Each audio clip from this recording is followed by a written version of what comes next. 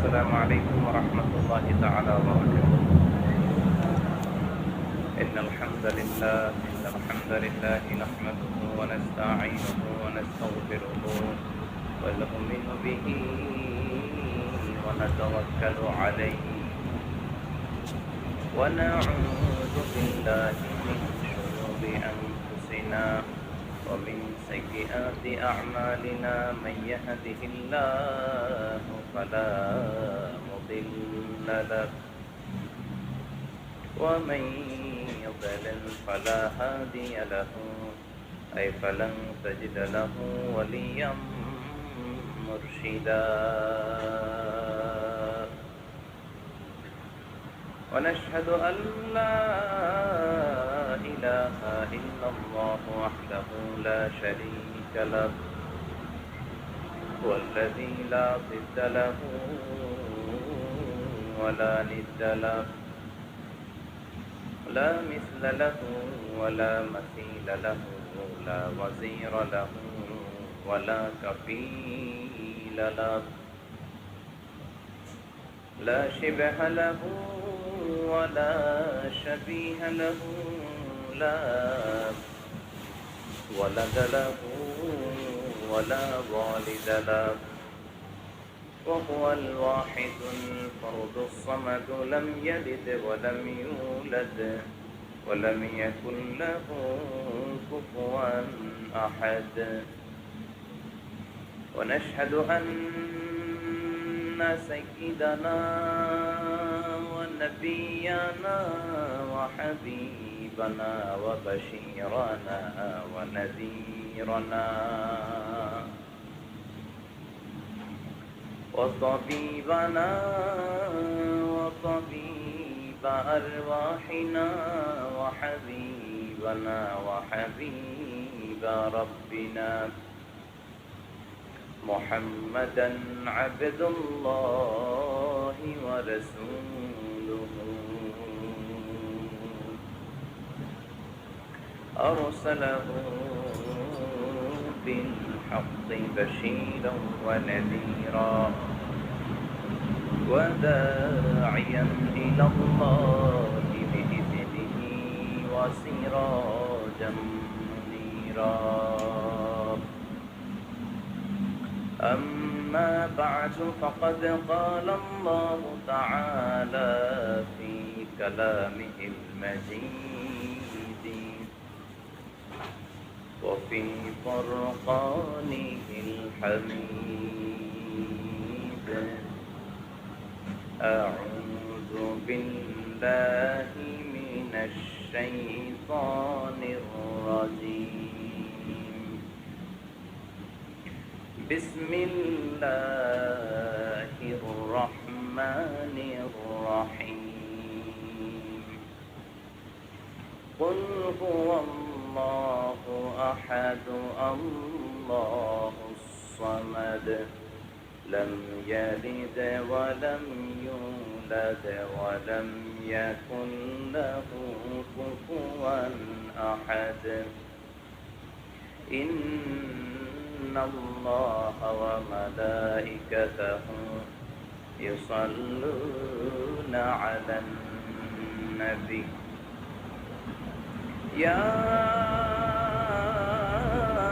أيها الذين آمنوا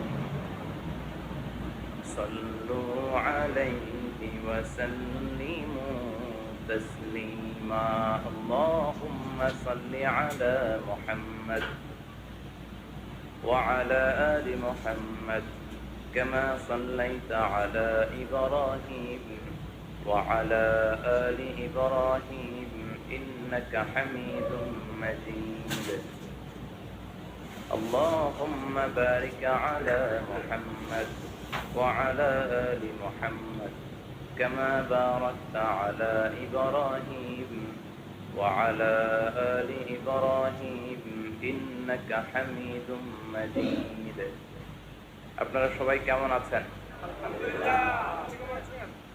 আলহামদুলিল্লাহ আমিও ভালো আছি। আমাদেরকে ভালো রাখে কে? আল্লাহ। সুস্থ রাখে কে? আল্লাহ। অসুস্থ রাখে কে? আল্লাহ। এজন্য সব সময় আমরা প্রশংসা করব কার? আল্লাহর প্রশংসা করলে আল্লাহ খুশি হয়ে যায়, আর আল্লাহর বেশি বেশি প্রশংসা করলে শয়তান বেজার হয়ে যায়, ঠিক কিনা? আমরা কার খুশি চাই? আল্লাহর খুশি। আর আমাদের মিশনই হচ্ছে শয়তানকে বেজার রাখা। চিল্লায় বলেন ঠিক কিনা? এজন্য সব সময় আল্লাহর প্রশংসা করতে রাজি আছেন তো? বেশি বেশি প্রশংসা যদি করা হয়, আল্লাহ তাআলা তার উপর রাজি খুশি হয়ে যায়, তার উপর রহমতের বারিধারা আরো বেশি বেশি বর্ষণ করতে শুরু করে। চিল্লায় বলেন ঠিক কিনা? বিষ্ণু ঈসা ইসলাম মসজিদে নববীতে সালাত আদায় করছেন। তিনি নামাজ শুরু করলেন, আল্লাহু আকবার, কেরাত করলেন, রুকু করলেন, রুকু থেকে উঠে পড়লেন সামি আল্লাহু লিমান হামিদা। পেছন থেকে সাহাবারা পড়ল রব্বানা ওয়ালাকাল হামদ। এক সাহাবী অতিরিক্ত বাড়িয়ে পড়ল হামদান কাসীরান তাইয়িবান মুবারাকান ফীহি। চারটা শব্দ অতিরিক্ত বলল। কয়টা? এই সাহাবী ছাড়া আর কেউ এই চারটা শব্দ অতিরিক্ত পড়ে নাই। নামাজ শেষে বিষ্ণু ঈসা ইসলাম বললেন, কে অতিরিক্ত চারটা তাসবিহ বানিয়ে বানিয়ে পড়েছো যেটা আমি শিখাই নাই? আমি শুধু শিখিয়েছি রব্বানা ওয়ালাকাল হামদ, ও আল্লাহ প্রশংসা আপনার জন্য, প্রেজেস ফর ইউ, আপনার জন্য প্রশংসা, ও মাই লর্ড, এতটুকু শিখিয়েছি। ওয়ালাকাল হামদ, কিন্তু এরপরে অতিরিক্ত বললা কেন? হামদান কাসীরান তাইয়িবান মুবারাকান ফী। কে পড়েছো? দাঁড়াও। কেউ দাঁড়ায় না। বিশ্বনবী অভয় দিলেন, আমি কিচ্ছু বলবো না, দাঁড়াও। বিশ্বনবী যখন অভয় দিলেন, অভয় পেয়ে এক সাহাবী হাত তুলে দাঁড়ালেন, বললেন, ইয়া রাসূলুল্লাহ, আমি পড়েছি, আমারে মাফ করে দেন। বিশ্বনবী বললেন, কেন বললা? আমি তো শিখাই নাই। পেয়েছো কোথা? সাহাবী বলল, ইয়া রাসূলুল্লাহ, রব্বানা ওয়ালাকাল হামদ মানে O my Lord, all praises to you, O Allah সব প্রশংসা আপনার। তো আল্লাহর প্রশংসা যখন আমি করতে শুরু করি, অল্প করলে আমার পোষায় না, এজন্য আমি বাড়িয়ে বাড়িয়ে করি, বেশি বেশি করি। এটা আমার নিজ থেকে আমি বানিয়েছি। আমি বানিয়ে বানিয়ে পড়েছি হামদান কাসীরান তাইয়িবান মুবারাকান ফীহি।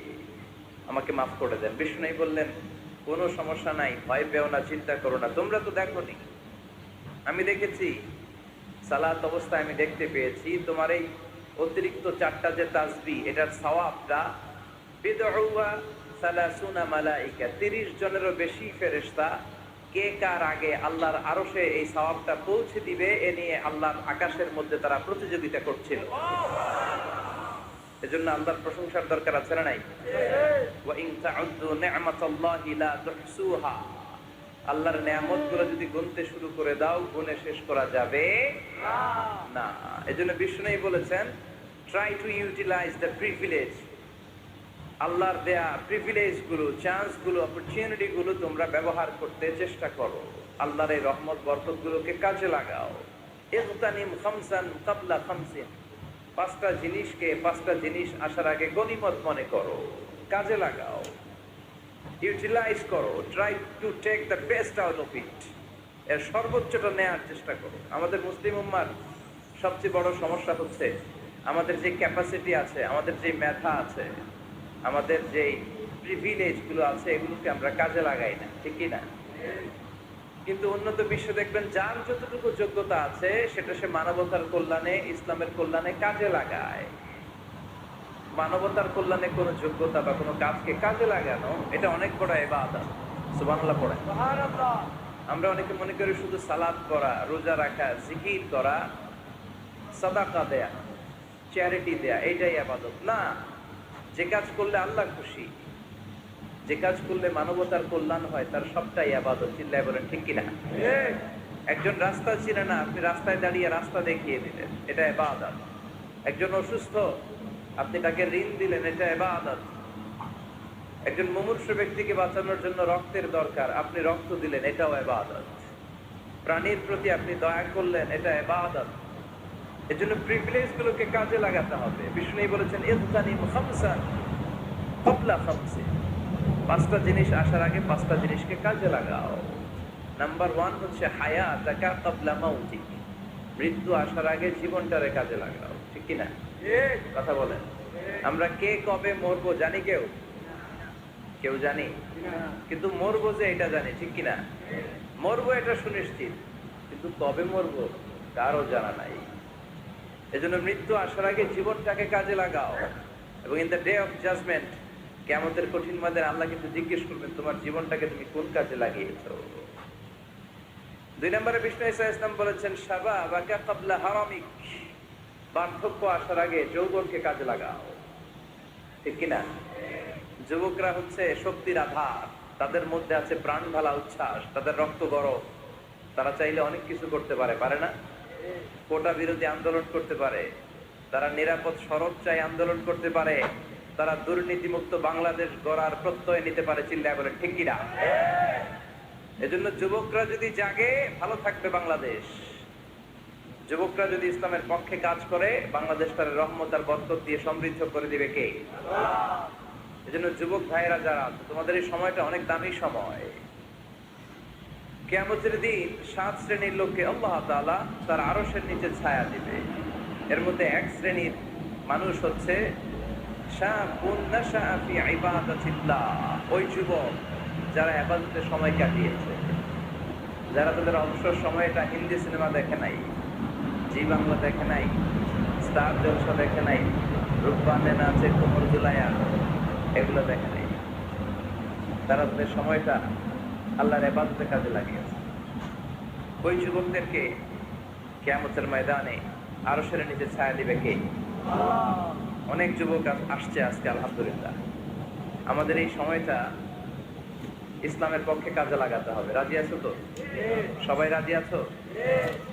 কিন্তু দুর্ভাগ্যজনক হলেও সত্য, বাংলাদেশে যুবকদের চরিত্র নষ্ট করার জন্য, তাদের এইম নষ্ট করে দেওয়ার জন্য, তাদের ক্যারিয়ার গুলো নষ্ট করে দেওয়ার জন্য যা যা দরকার তার সব কিছুর বন্দোবস্ত বাংলাদেশে আছে না নাই?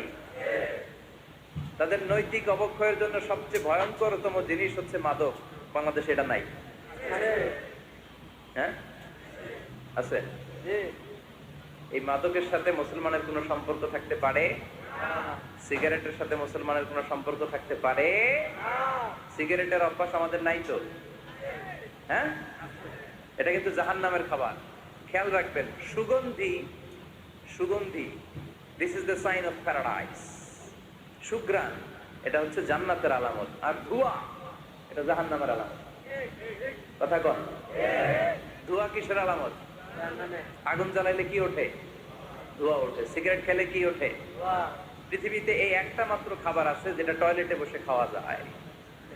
কথা বলেন? খাওয়া যায় না? টয়লেটে বসে খায়। আর পৃথিবীতে এই একটা মাত্র খাবার, পণ্য, যেই পণ্যের উপরে লেখা থাকে সংবিধিবদ্ধ সতর্কীকরণ, স্মোকিং কজেস ক্যান্সার, ধূমপান কর্কট রোগের কারণ, মানে ক্যান্সার রোগের কারণ। তার মানে এই পণ্যটা খেলে ক্যান্সার হয়। পৃথিবীতে আর কোনো পণ্যের গায়ে এরকম লেখা থাকে না যে এটা খাইলে এই রোগ হয়। ফর এন এক্সাম্পল, বাজারে এক বিস্কুট আসছে। কি আসছে?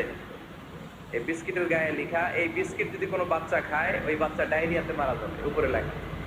কিনবেন? কথা বলেন? কি বলবেন? তোর বিস্কুট তুই খা, তোর পোলা মরুক। কথা বলেন?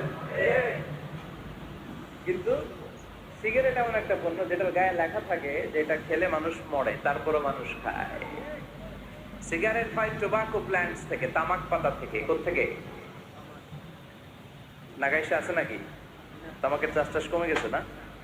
এটাতে আবার বেড়া টেরা দেওয়া লাগে না, কারণ ছাগলের মুখ দেয় না। কথা বলেন? তো যেটাতে ছাগলের মুখ দেয় না, এটা কি মুমিন বান্দা মুখ দিতে পারে? যদি বলেন। এই ধোয়ার কারণে আপনার লাংস শেষ হয়ে যাবে। লাং যেটা দিয়েছে আল্লাহ, ফুসফুস, এটা শেষ। এটার ভেতরে একটা পয়জন আছে, নিকোটিন। কি বলে? এই নিকোটিন আপনাকে শেষ করে দিবে। প্রতি বছর গোটা বিশ্বে এই নিকোটিনের কারণে হাজার হাজার মানুষ মরে যারা স্মোকিং করে। এজন্য স্মোকিং এর সাথে আমাদের কোনো সম্পর্ক থাকতে পারে? তো স্মোকিং তো অনেক পাতলা বিষয়। এখন স্মোকিং কে ছাড়িয়ে ইয়াবা, গাঞ্জা, মারিজুয়ানা, ফেন্সিডিল, এগুলো আছে না নাই? এই যে কি একটা আসলো ইয়াবা, এটা পেঁয়াজের ভিতরেও পাওয়া যায়। মানে পেঁয়াজ ভেঙে এটার ভিতরে ইয়াবা নিয়ে আসে, আলু কাইটার ভিতরে ইয়াবা নিয়ে আসে, লাউয়ের ভিতরে ইয়াবা বইরা নিয়ে আসে। দেখা যায় লাউ কেটে দেখা যায় ইয়াবা, আছে না নাই? এই ইয়াবা এতদিন ছিল ইউনিভার্সিটি লেভেলের ছেলেরা খেত, নেমে আসলো কলেজে, হাই স্কুলে, এখন প্রাইমারি ছেলেদের মধ্যেও ইয়াবা ঢুকছে। দেশ কোন ভয়ঙ্কর অবস্থায় দাঁড়িয়ে আছে, হুঁশ নাই আমাদের। তো যে যুবকেরা এবাদতে রাত কাটাবে, হ্যাঁ, এবাদত করে করে রাতের আধারে যারা সেজদাতে রয়, আমরা গানে শুনি যে চোখের পানি দিয়ে যেখানে ঝড় উঠবে যে যুবকদের, সেই যুবকেরা এখন ইয়াবা নিয়ে ব্যস্ত, মারিজুয়ানা নিয়ে ব্যস্ত, ফেন্সিডিল নিয়ে ব্যস্ত। এজন্য এলাকাতে এই ফেন্সিডিলের ব্যবসা, ইয়াবার ব্যবসা, এগুলোকে সংঘবদ্ধ হতে দিবেন না। জনপ্রতিনিধি কেউ আসছেন কিনা জানি না, মঞ্চে আমি জানি না, এটা আপনাদের দায়িত্ব। আপনারা এলাকার গণ্যমান্য ব্যক্তিবর্গদেরকে নিয়ে ওদের যে স্ট্রং একটা সিন্ডিকেট আছে এটা ভেঙে দেন, এলাকাটাকে সুন্দর করেন, যুবকগুলোরে আল্লাহ হতে সাহায্য করেন, ঠিক কিনা? তাহলে যুবকদের চরিত্র ধ্বংসের ক্ষেত্রে সবচেয়ে বড় হাতিয়ার হচ্ছে এই মাদক। নাম্বার 2, সেটা হচ্ছে পর্নোগ্রাফি। এখন হাতে হাতে মোবাইল আছে না নাই? এই যে এটা একটা সিনেমা হল, এটার নাম কি? কথা কর। যত সিনেমা আছে সব ঢুকানো যায়, আবার মাহফিলে ঢুকানো যায়। The choice is yours, the decision is yours. তুমি জান্নাতে যাবা না জাহান্নামের লাকড়ি হবা, সিদ্ধান্ত তোমার। এগুলোর ভিতরে এখন ব্লু ফিল্ম পাওয়া যায়, ইন্ডিয়ান নায়িকাদের নেকেড সিনারি পাওয়া যায়, যায় না? কথা কন। যুবক ভাইরা, এগুলো থেকে তোমাদের বেঁচে থাকতে হবে। তোমরা আগামী দিনের সম্ভাবনা, তোমাদেরকে অনেক দূর যেতে হবে। You have to make a very bright career for your society, for your family, for your country. তোমাদেরকে অনেক দূর যেতে হবে। এজন্য নজরের লাগামটাকে টেনে ধরতে হবে। বিষ্ণু বলেছেন, আন-নাযার সাহামুন মাসমুম মিন সিহামি ইবলিস। দৃষ্টি হচ্ছে শয়তানের বিষ মাখানো তীরবানের মধ্য থেকে একটা তীর। এই তীর দিয়ে শয়তান যুবক আর যুবতী মেয়েদেরকে কাবু করে ফেলে, ঠিক কিনা? চিল্লায় বলেন ঠিক কিনা? এজন্য নজরটাকে হেফাজত করতে হবে। Zee Bangla, star Jalsha, Kiranmala, Hindi cinema, naked film, blue film, এগুলোর সাথে কোনো মুসলমান যুবকের সম্পর্ক থাকতে পারে না। আমাদের দেশের ছোট্ট ছেলে মেয়েরা মসজিদে গেলে আমরা তাড়িয়ে দেই না? তুরস্কে একটা প্রজেক্ট নিয়েছে, যে ছোট্ট ছেলে মেয়েরা 40 দিন লাগাতার 40 দিন ফজরের সালাত জামাতে পড়বে। মসজিদ কর্তৃপক্ষ তাদের প্রত্যেককে একটা করে সাইকেল দিবে। এখন পোলাপান গো ভিড়ে মুরব্বীরা প্রথম কাতারে জায়গাই পায় না। সুবহানাল্লাহ কইবেন না? হোয়াট এ অ্যামেজিং প্রজেক্ট, কি সুন্দর ইনিশিয়েটিভ, আমরাও চাইলে নিতে পারি, ঠিক কিনা? এরপর খুব সম্ভবত কুয়েতে বা কাতারে মসজিদ কমিটি আরেকটা প্রজেক্ট নিয়েছে, সেটা হচ্ছে ফজরের সালাতে মুসল্লিদের সংখ্যা খুব কম। মসজিদ কমিটি ঘোষণা দিয়েছে, যারা ফজরের নামাজে আসবে না, ফজরের নামাজে যেই পুরুষরা আসবে না, অর্থাৎ তাদের স্ত্রীরা তাদেরকে ফজরের সময় ডেকে দেয় না, এজন্য মসজিদের ফান্ডিং এ, মসজিদের টাকা দিয়ে ওই পুরুষগুলোকে দ্বিতীয় বিবাহের ব্যবস্থা করে দেয়া হবে। কথা বুঝতে পারছেন? খরচ মোহরানা সব মসজিদ কমিটির। সেকেন্ড ম্যারেজ প্রজেক্ট, দ্বিতীয় বিবাহ প্রকল্প। এই ঘোষণা দেওয়ার পর থেকে এরপরে ঠিক মসজিদ টাকা সারা রাত কোন মহিলা ঘুমাই না। আল্লাহু আকবার পড়েন। তো এই ইনিশিয়েটিভ গুলো কিন্তু আমাদের নেওয়া দরকার। পরিবর্তন হতে শুরু করেছে, এখন digital Bangladesh. Now we are launching the satellite. So Bangladesh এখন অনেক এগিয়ে গিয়েছে। এখন তথ্য প্রযুক্তির যুগ। কোনটা সহি কোনটা দয়ীফ একটা ক্লিকে আমরা পেয়ে যাই, ঠিক কিনা? আমরা যারা বক্তা, আমরাও কথা বলে ছাড় পাই না। ধরে হুজুর রেফারেন্স কি বলেন, আছে না নাই? তার মানে গণসচেতনতা শুরু হয়েছে। এজন্য আমাদেরকে এই প্রজেক্ট নিতে হবে। এই যে মাহফিল এটা হয়েছে, এটা কি কোনো এক ব্যক্তির ফান্ডিং এ হয়েছে? কথা বলেন। একজন 10 লক্ষ দিয়েছে 2 দিন ব্যাপী মাহফিল, এরকম না। এটা সবাই মিলে করেছি, সবাই মিলে। এরকম সবাই মিলে যুবকদেরকে বাঁচাতে হবে, সবাই মিলে একসাথে আল্লাহ হতে হবে, সবাই মিলে একসাথে জান্নাতে ঢুকতে হবে। না গাইছে সবাই যদি আমরা জান্নাতে থাকি, ভালো লাগবে না? কিছু জান্নাতে কিছু জাহান্নামে, ভালো লাগবে? আমরা জান্নাতে গেলে একসাথে যাব ইনশাআল্লাহ, কয় না? চিৎকার করে পড়েন ইনশাআল্লাহ। তাহলে যুবকদেরকে শেষ করেছে মাদক, এই মাদক থেকে বাঁচতে হবে। যুবকদেরকে শেষ করেছে পর্নোগ্রাফি থেকে বাঁচতে হবে। যুবকদেরকে শেষ করে দিয়েছে নোংরা ছাত্র রাজনীতি, আছে না নাই? টেন্ডারবাজি, চাঁদাবাজি, রাজনৈতিক দলগুলো এই যুবকদেরকে দিয়ে এই কাজগুলো করায়। ওনারা কিন্তু মাঠে নামে না, চিল্লায় বলেন। এই যে নির্বাচন পূর্ব সহিংসতা, এখানে গাড়ি ভাঙচুর, ওইখানে জ্বালাও পোড়াও, এখানে আগুন দাও, ওইখানে সন্ত্রাসবাদ, এগুলো সব যুবকদেরকে দিয়ে করানো হয়। এজন্য নোংরা রাজনীতির এই প্যানেলকে ভেঙে দেন আপনারা। সুন্দর রাজনীতির প্রচলন শুরু করেন, বরকত দিবে কে? আপনাদের একটা শক্ত সিদ্ধান্তই পারে বাংলাদেশকে সোনার মদিনার রাষ্ট্রে পরিণত করতে, চিল্লায় বলেন ঠিক কিনা? তাহলে যুবকদের সবচেয়ে বড় সমস্যা কি? মাদক, তারপর পর্নোগ্রাফি, 3 নম্বরে নোংরা ছাত্র রাজনীতি, 4 নম্বরে লেট ম্যারেজ, আছে না নাই? তুই নিজের পায়ে দাঁড়া। এতদিন কার পায়ে দাঁড়াইছে? তুই নিজের পায়ে দাঁড়া আগে, তারপরে বিয়ে করবি। নো, টাইমলি ম্যারেজ ক্যাম্পেইন করতে হবে। যুবক হওয়ার সাথে সাথে সোসাইটির অর্থায়নে ওকে বিয়ের ব্যবস্থা করে দিতে হবে। বিষ্ণু ইসলাম বিয়েকে অনেক সহজ করেছেন, অনেক সহজ করেছেন। এক সাহাবী বললেন, ইয়া রাসূলুল্লাহ, বিয়ে করব। বিষ্ণু বললেন, হাল্লাকা সাদাক, ইয়ানি মাহর, ডু ইউ হ্যাভ দ্য ডোরি? তোমার কি মোহর আছে? কারণ বিয়ে করলে তো মোহর দেওয়া লাগবে। সাহাবী বলে, মোহর টোহর কিছু নাই। কি আছে? আমার সে গরিব এই তল্লাটে কেউ নাই। বিষ্ণু বললেন, ও সাহাবী, কোরআনের কোন সূরা আছে কিনা তোমার কাছে? সাহাবী বলল, নবী, কোরআনের অল্প কয়েকটা সূরা আমার মুখস্থ জানা আছে। এক যুবতী মেয়ে বলল, নবী, আমি বিয়ে করব। বিষ্ণু বললেন, কোরআন জানো নাকি? যুবতী বলে, না, কোরআন আমি জানি না। বিষ্ণু বললেন, আমার কাছে ভালো একখানা পাত্র আছে, বিয়ে পড়িয়ে দিলাম। আর মেয়েটাকে বলল, মা, তোমার স্বামীর কোনো টাকা নাই, পয়সা নাই, মোহরানা দেওয়ার মতো কিছু নাই, তুমি কোরআন জানো না, কিন্তু তোমার স্বামীর সিনার ভিতরে কোরআন আছে। তোমার কোরআন জানা নাই, প্রতি রাতে তোমার স্বামী তোমাকে কোরআন শিখায়া দিবে, সূরাগুলো মুখস্থ করায়া দিবে। তোমাকে যে তোমার স্বামী কোরআন শিখায়া দিবে, এটাই হলো রে মা তোর বিয়ের মোহর। স্বামী তোমার টিচার, সে তোমাকে কোরআন শিখাই দিবে, এটা তোমার বিয়ের মোহর। সহজ হয়ে গেল না? কথা বলেন। সবচেয়ে বরকতময় বিয়ে ওই বিয়ে যেই বিয়েতে খরচ কম। শুনতেছেন? হ্যাঁ, আমলের নিয়তে শুনেন। চেঞ্জ লাগবে, পরিবর্তন আনতে হবে আমার। ওই বিয়েটা সবচেয়ে বরকতের বিয়ে যেই বিয়েতে মোহরানা কম, যেই বিয়েতে খরচ কম, যেই বিয়ের ভেতরে ধুমধাম কম, ওই বিয়েটারে বরকত দিয়ে পরিপূর্ণ করে দেয় কে? ফাতিমা রাদিয়াল্লাহু তাআলা আনহার সাথে সাইয়েদনা আলীর বিয়ে হলো। ফাতিমাকে যে বিষ্ণু বললেন, আলী আমার কাছে এসে তোমার কথা বলেছে, তুমি কি রাজি? ফাতিমা কোনো কথা বলে না। আবার জিজ্ঞেস করা হলো, কথা বলে না। ফাসাকাতাত, চুপচাপ।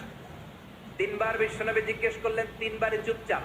আসুকুতু নিসফুর রিদা, মেয়েদের চুপ থাকা সম্মতির অর্ধেক। জোরে কোন ঠিক কিনা? কি লজ্জাবতী নারী, কিছু বলেই না। তার মানে বাবা যেটা ডিসাইড করবে ওইটাই। ফাতেমার সাথে সাইয়েদনা আলীর বিয়ে হয়ে গেল। সামান্য কিছু কাপড় পেয়েছেন, সামান্য কিছু দিরহাম পেয়েছেন, সামান্য কিছু মহরানার বিনিময়ে বিশ্বনবীর কন্যা সাইয়্যিদাতুন নিসাই আহলিল জান্নাহ, সব নারীদের সর্দারিনী, যে ফাতেমা জান্নাতের দরজার ভেতরে ধাক্কা না দিলে কোনো নারী জান্নাতে প্রবেশ করতে পারবে না। সামান্য কিছু মহরানার বিনিময়ে বিয়ে হয়ে গিয়েছে। সুবহানাল্লাহ। এজন্য বিয়েটারে সহজ করার দরকার আছে না নাই? রাজি আছেন তো? বিয়েটাকে সহজ করতে হবে। এরপরে আরেকটা সমস্যা হচ্ছে বিবাহ বহির্ভূত সম্পর্ক। এটা যুবকদের মধ্যে এখন মহামারী আকার ধারণ করেছে। এখন গার্লফ্রেন্ড বয়ফ্রেন্ড আছে না নাই? সংক্ষেপে এগুলোর কি কয়? জিএফ, জিএফ আর বিএফ। নাগাইছে তো এগুলো ঢুকে নাই মনে হয় এখনো? হ্যাঁ, আছে আছে আছে। কার কার দেখি হাত তোল। পিডায় আজকে সোজা করে দিয়ে দাও। গার্লফ্রেন্ড আছে কার কার দেখি? হ্যাঁ, ওই যে একটা হাত তুলছে, ওরে নোবেল প্রাইজ দেওয়া দরকার।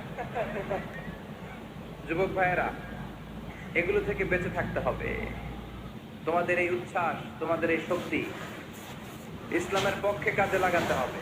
তাহলে ওয়াশাবুন নাশা ফি ইবাদাতিল্লাহ, যেই 7 শ্রেণীর যুবক জান্নাতের কিয়ামতের দিন আল্লাহর আরশের নিচে ছায়া পাবে, ওই যুবকদের অন্তর্ভুক্ত হওয়া যাবে। চিল্লায় বলেন ঠিক কিনা? আল্লাহ আমাদের যুবক ভাইদেরকে তুমি হেফাজত করো। তাহলে মৃত্যু আসার আগে বিশ্বনবী বললেন জীবন কাজে লাগাও, বার্ধক্য আসার আগে যৌবনকে কাজে লাগাও, অসুস্থ হওয়ার আগে সুস্থতাকে কাজে লাগাও। সুবহানাল্লাহ পড়ে।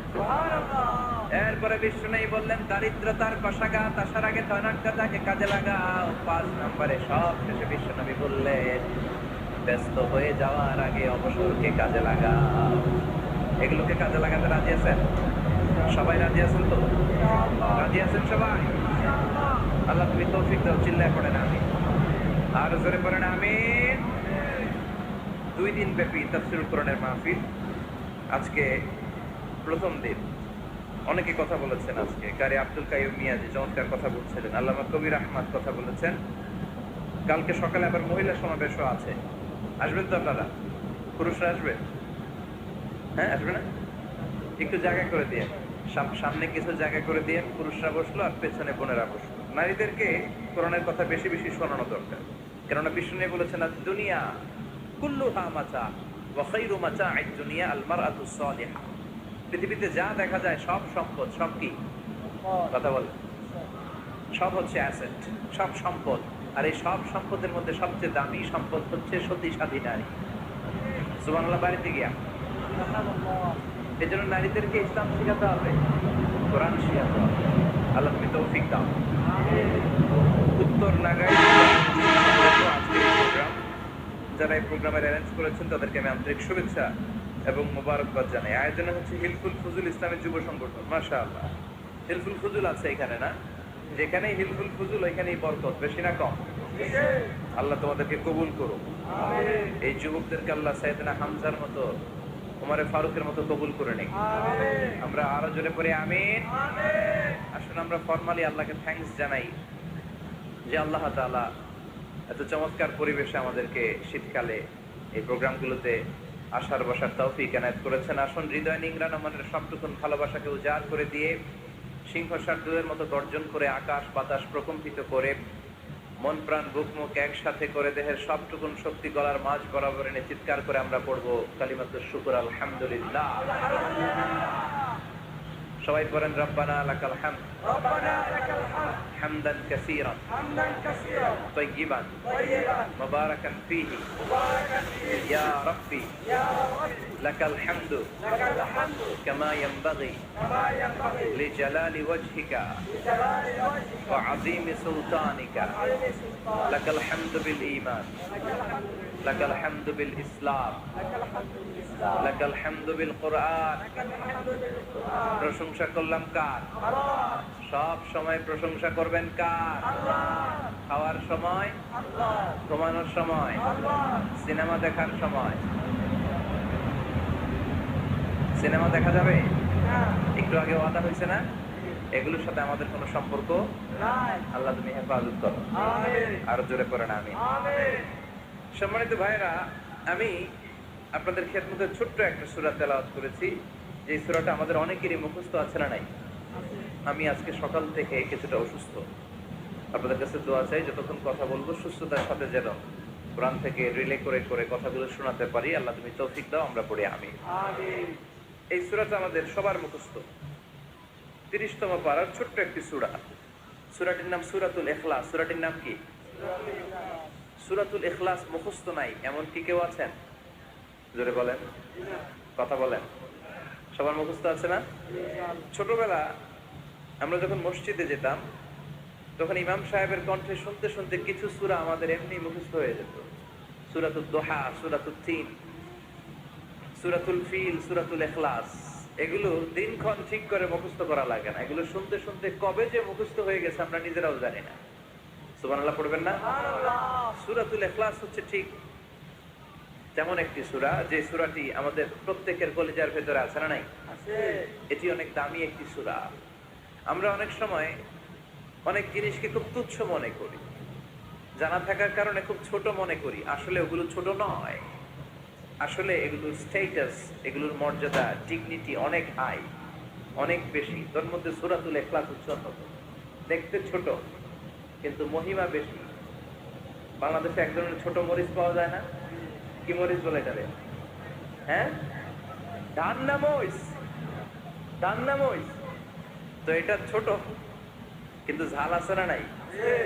ঝাল কিন্তু ছোট না, ঝাল অনেক বড়। তো এই সূরাটাও এই ধান্না মরিচের মতো। ধান্না মরিচ যেমনি ছোট, এই সূরাটাও দেখতে ছোট, কিন্তু এটার ঝাল বেশি, এটার বরকত বেশি, এটার মার্সি এন্ড ব্লেসিংস বেশি, এটার স্ট্যাটাস অনেক হাই। তো আজকের এই চমৎকার রজনীতে আমরা এই ছোট্ট সূরাটি থেকে কি শিক্ষা আল্লাহ তাআলা আমাদের জন্য রেখেছেন সেটা আমরা জানবার চেষ্টা করব। আওয়াজ তুলে সবাই পড়েন ইনশাআল্লাহ। আমি সবসময় বলে থাকি যে আমি যখন আলোচনা করি আমি মনে করি যে আমি ক্লাস নিচ্ছি, তার মানে সবাই ছাত্র, আর যিনি কথা বলেন তিনি শিক্ষক। আর ছাত্রদেরকে কিছু জিজ্ঞেস করলে আওয়াজ করে উত্তর দিতে হয়, ঠিক কিনা? এজন্য শেষ পর্যন্ত উত্তর দিবেন তো ইনশাআল্লাহ। এবং কি কি শিখলেন আমি চাইবো যে আপনারা রিপিট করেন, রিপিট করে আমাকে শোনান যে আমরা এগুলো এগুলো শিখলাম, ঠিক কিনা? এই সূরাতুল ইখলাস, এই সূরাটি মাক্কি সূরা। কি সূরা? মাক্কি সূরা। সবাই বলেন মাক্কি সূরা। মাক্কি সূরা। হিজরতের আগে যে সূরাগুলো নাজিল হয় এগুলোকে আমরা বলি মাক্কি। হিজরতের পরে যে সূরাগুলো নাজিল হয়েছে এগুলোকে আমরা বলি মাদানী। তার মানে এই সূরাটা নাজিল হয়েছে হিজরতের আগে না পরে? আগে। হিজরতের আগে নাজিল হয়েছে এই সূরাটা। এই সূরার আয়াত সংখ্যা মাত্র 4টি। কয়টি? 4টি। চিল্লায় বলেন কয়টি? 4টি। এই সূরাটি কোরআনের 112তম সূরা, ধারাক্রম অনুসারে 112 নম্বর সূরা। এই সূরায় শব্দ আছে 15টি, অক্ষর আছে 47টি। শব্দ কয়টা? অক্ষর কয়টা? আবার বলেন, শব্দ, অক্ষর। অনেক মহিমান্বিত একটি সূরা, অনেক বরকতের একটি সূরা। মা বোনদের যাদের কানে আমার মাইকের আওয়াজ যাচ্ছে আপনারাও খেয়াল করে শুনেন। এই সূরাটির তাফসীর অত্যন্ত জরুরি তাফসীর। এই সূরাটির নাম হচ্ছে সূরাতুল ইখলাস। কিন্তু শুধু সূরাতুল ইখলাসই এই সূরার নাম নয়, এই সূরার আরো চমৎকার কিছু সুন্দর সুন্দর নাম আছে। এই সূরার একটা নাম হচ্ছে সূরাতুত তাওহীদ। কি নাম? চিল্লায় বলেন কি নাম? তাওহীদেরই মুর্শিদ আমার মুহাম্মাদের নাম বলো, মুহাম্মাদের নাম। আল্লাহর নাম জপলে বুঝতে পারি আল্লাহরই কালাম বলো, মুহাম্মাদের নাম। পড়েন সবাই। তাওহীদেরই মুর্শিদ আমার মুহাম্মাদের নাম বলো, মুহাম্মাদের নাম। আল্লাহর নাম জপলে বুঝতে পারি আল্লাহরই কালাম বলো, মুহাম্মাদের নাম। আল্লাহু আকবার, আল্লাহু আকবার। তার মানে এই সূরার একটা নাম হচ্ছে তাওহীদ। তাওহীদ মানে একত্ববাদ, oneness of the creator, স্রষ্টা যে একজন। এই ব্যাপারে আমাদের কোনো সন্দেহ আছে? না। কথা বলেন, আমাদের রব কয়জন?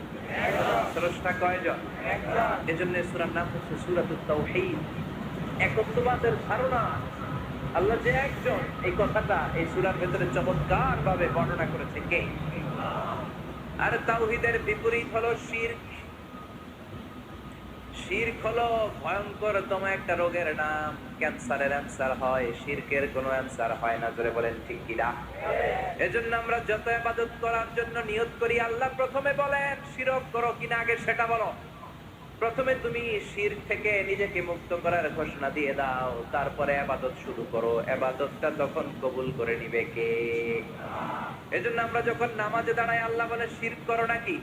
আমরা বলি ওয়াজ্জাহাতু ওয়াজহিয়া লিল্লাযী ফাতারাস সামাওয়াতি ওয়াল আরদা হানিফাও ওয়া মা আনা মিনাল মুশরিকিন। ওয়া মা আনা মিনাল মুশরিকিন। আল্লাহ, আমি শিরক করি না, শিরকের সাথে আমাদের কোনো সম্পর্ক। আবার যখন ইজার আর রিদা পরে জিলহজ মাসে হজের জন্য আরাফাতের ময়দানে আমরা চলে যাই, আল্লাহ বলেন হজের ঘোষণা করে দাও, আগে ঘোষণা দাও শিরক করো নাকি। আমরা তখন ঘোষণা দেই লাব্বাইক আল্লাহুম্মা লাব্বাইক। পারেন না? লাব্বাইক আল্লাহুম্মা লাব্বাইক, লাব্বাইক লা শারীকা লাকা লাব্বাইক, ইন্নাল হামদা ওয়ান নি'মাতা লাকা ওয়াল মুলক লা শারীকা লাক। পড়েন লাব্বাইক আল্লাহুম্মা লাব্বাইক, لبيك لا شريك لك لبيك إن الحمد والنعمة لك والملك لا شريك لك আমরা বলি লা শারীকা লাক ঠিক কি না আমরা যখন হজের জন্য দাঁড়াই আল্লাহ বলে হজ পরে করো আগে বলো শিরক করো নাকি শিরকের সাথে সম্পর্ক আছে নাকি আমরা বলি লা শারীকা লাক আপনার সাথে কোনো ধরনের শরীক আমরা করি না তার মানে শিরক হচ্ছে ভয়ঙ্কর অপরাধ সব গুনাহ আল্লাহ মাফ করে দেয় সব গুনাহ আল্লাহ ক্ষমা করে দেয় একটা গুনাহ ছাড়া সেটা হলো শিরকের গুনাহ সেটা কিসের গুনাহ কথা বলেন এজন্য চাইতে হবে একজনের কাছে তিনি কে মাফ করতে পারে একজন তিনি কে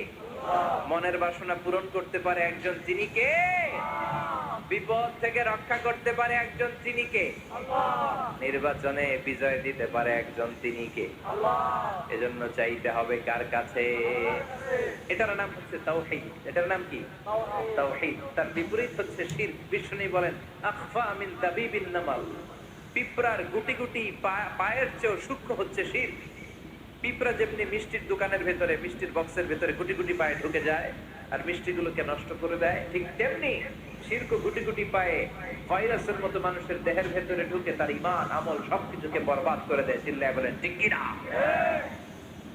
এজন্য আল্লাহ ডেকে বলেন গোলাম কিয়ামতের কঠিন ময়দানে পাহাড় পরিমাণ গুনাহ নিয়ে যদি তোমরা আমার কাছে আসো আর ওই পাহাড় পরিমাণ গুনার ভেতরে যদি কোনো শিরকের গুনাহ না থাকে তাহলে আমি আল্লাহ পাহাড় পরিমাণ ক্ষমা নিয়ে তোমার কাছে হাজির হয়ে যাব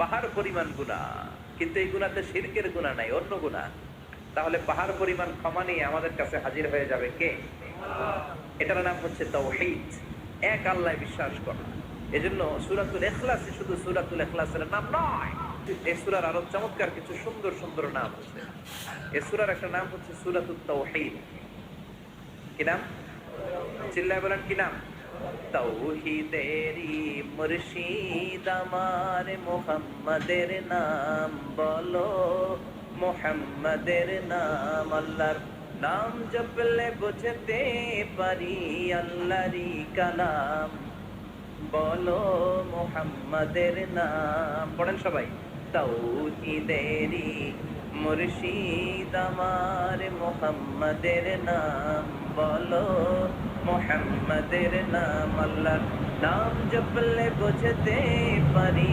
আল্লাহরই কালাম বলো মুহাম্মাদের নাম আল্লাহু আকবার তার মানে এই সূরার একটা নাম হচ্ছে তাওহীদ তাওহীদ মানে একত্ববাদ oneness of the creator স্রষ্টা যে একজন এই ব্যাপারে আমাদের কোনো সন্দেহ আছে না কথা বলেন আমাদের রব কয়জন একজন স্রষ্টা কয়জন একজন এজন্য সূরার নাম হচ্ছে সূরাতুত তাওহীদ একত্ববাদের ধারণা আল্লাহ যে একজন এই কথাটা এই সূরার ভিতরে চমৎকার ভাবে বর্ণনা করেছে কে আর তাওহীদের বিপরীত হলো শিরক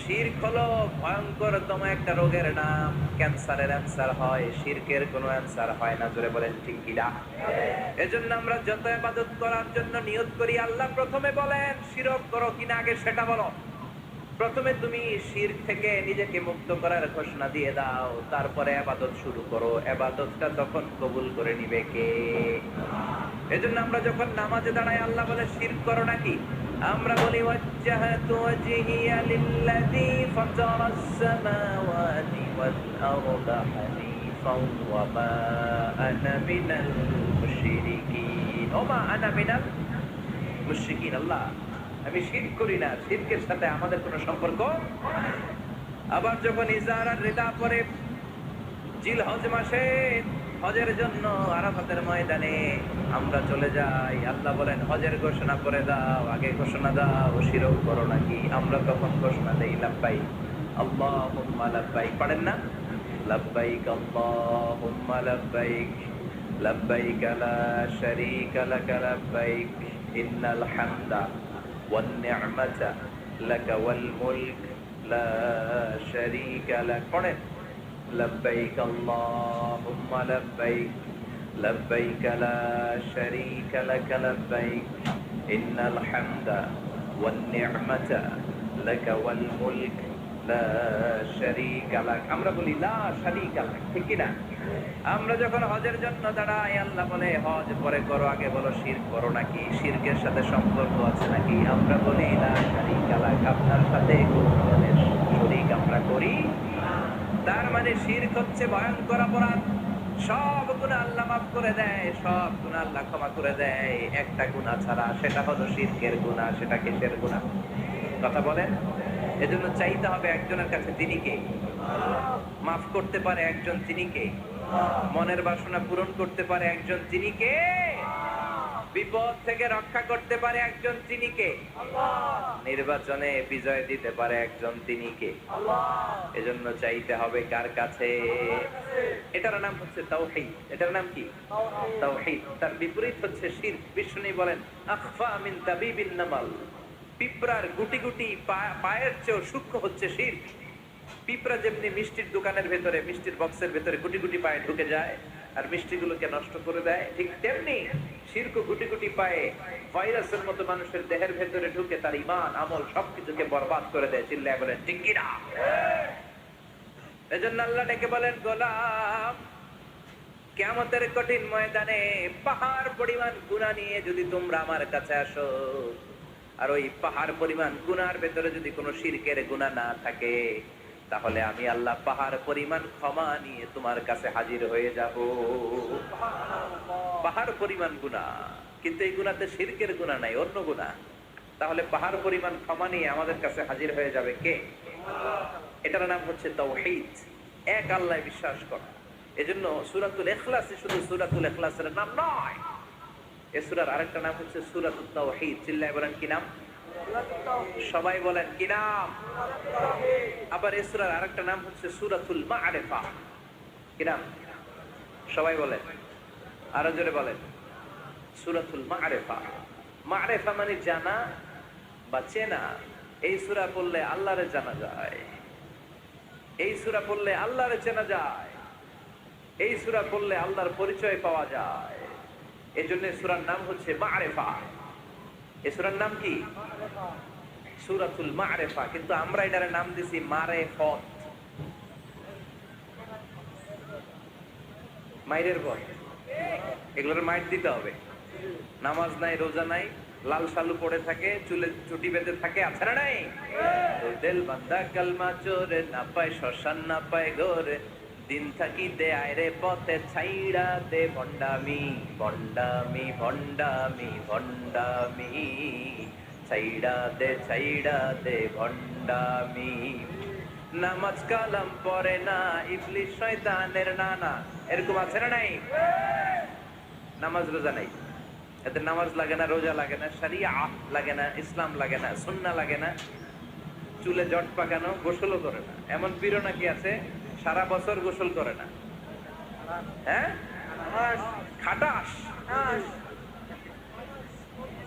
খবিস, সারা বছর গোসল করে না। সারা বছর নাকি গোসল করে না, বছরে একবার গোসল করে, আর ওই গোসলের পানি বরকতের নিয়তে মুরিদরা সব খায় ফেলায়। নামাজ কালাম পড়ে না, ইবলিস শয়তানের নানা, ধর্মের একখান ছুটি ধইরা কয়দিন করবা হয়রানি, ভণ্ডামি ভণ্ডামি ভণ্ডামি, ছাইড়া দে ভণ্ডামি। তো দিল বান্দা কালমা চোর, না পায় শ্মশান না পায় ঘরে, দিল বান্দা কালমা চোর, না পায় শ্মশান না পায় ঘরে, দিন থাকিতে আয়রে পথে ছাইড়া দে ভণ্ডামি, ভণ্ডামি ভণ্ডামি ভণ্ডামি, ছাইড়া দে ভণ্ডামি। ঠিক কি না? এগুলোর সাথে ইসলামের সম্পর্ক নাই, এগুলোরে মারেফা বলে না, ওরা নাম দিছে মারেফত, আসলে মাইরের পথ। কথা বলেন ঠিক কিনা? মাইরের উপরে কোনো ওষুধ নাই, মাইরের মধ্যে ভিটামিন আছে। এজন্য বাংলাদেশে সুন্দর একটা কথা বলে যে সোজা আঙ্গুলে সবসময় কি ওঠে না, আঙ্গুল মাঝে মাঝে বাঁকা করতে হয়। এই বেয়াদব গুলারে শিক্ষা দিতে হলে ওই মাইরের পথে আপনাদেরকে যেতে হবে, ছিন্ন বিচ্ছিন্ন করে দিতে হবে, এদের সংঘবদ্ধ অবস্থানকে সরকার করে দিতে হবে, তাহলে দেখবেন সব সোজা হয়ে যাবে। চিল্লায় বলেন ঠিক কিনা? লা রুহবানিয়াতা ফিল ইসলাম, ইসলামের সন্ন্যাসবাদ নেই। Islam it's a very all encompassing social system. এটা হচ্ছে একটা ব্যালেন্স রিলিজিয়নের নাম। মন গড়া কিছু বললেই আল্লাহর দরবারে সেটা কবুল হবে। এক সাহাবী ঘোষণা দিল, সারা রাত তাহাজ্জুদ পড়বো, রাত্রে আমি ঘুমাবো না। আরেক সাহাবী বলল, আমি বিয়ে করেছি কিন্তু বউয়ের কাছে যাব। আরেক সাহাবী বলল, আমি সারা বছর রোজা রাখবো, একটা রোজাও ভাঙবো না, একটা রোজাও ভাঙবো না। বিশ্বনবী শুনে রেগে গেলেন। বিশ্বনবী বললেন, কারা কারা এই ঘোষণা দিয়েছো যে সারা বছর রোজা রাখবা?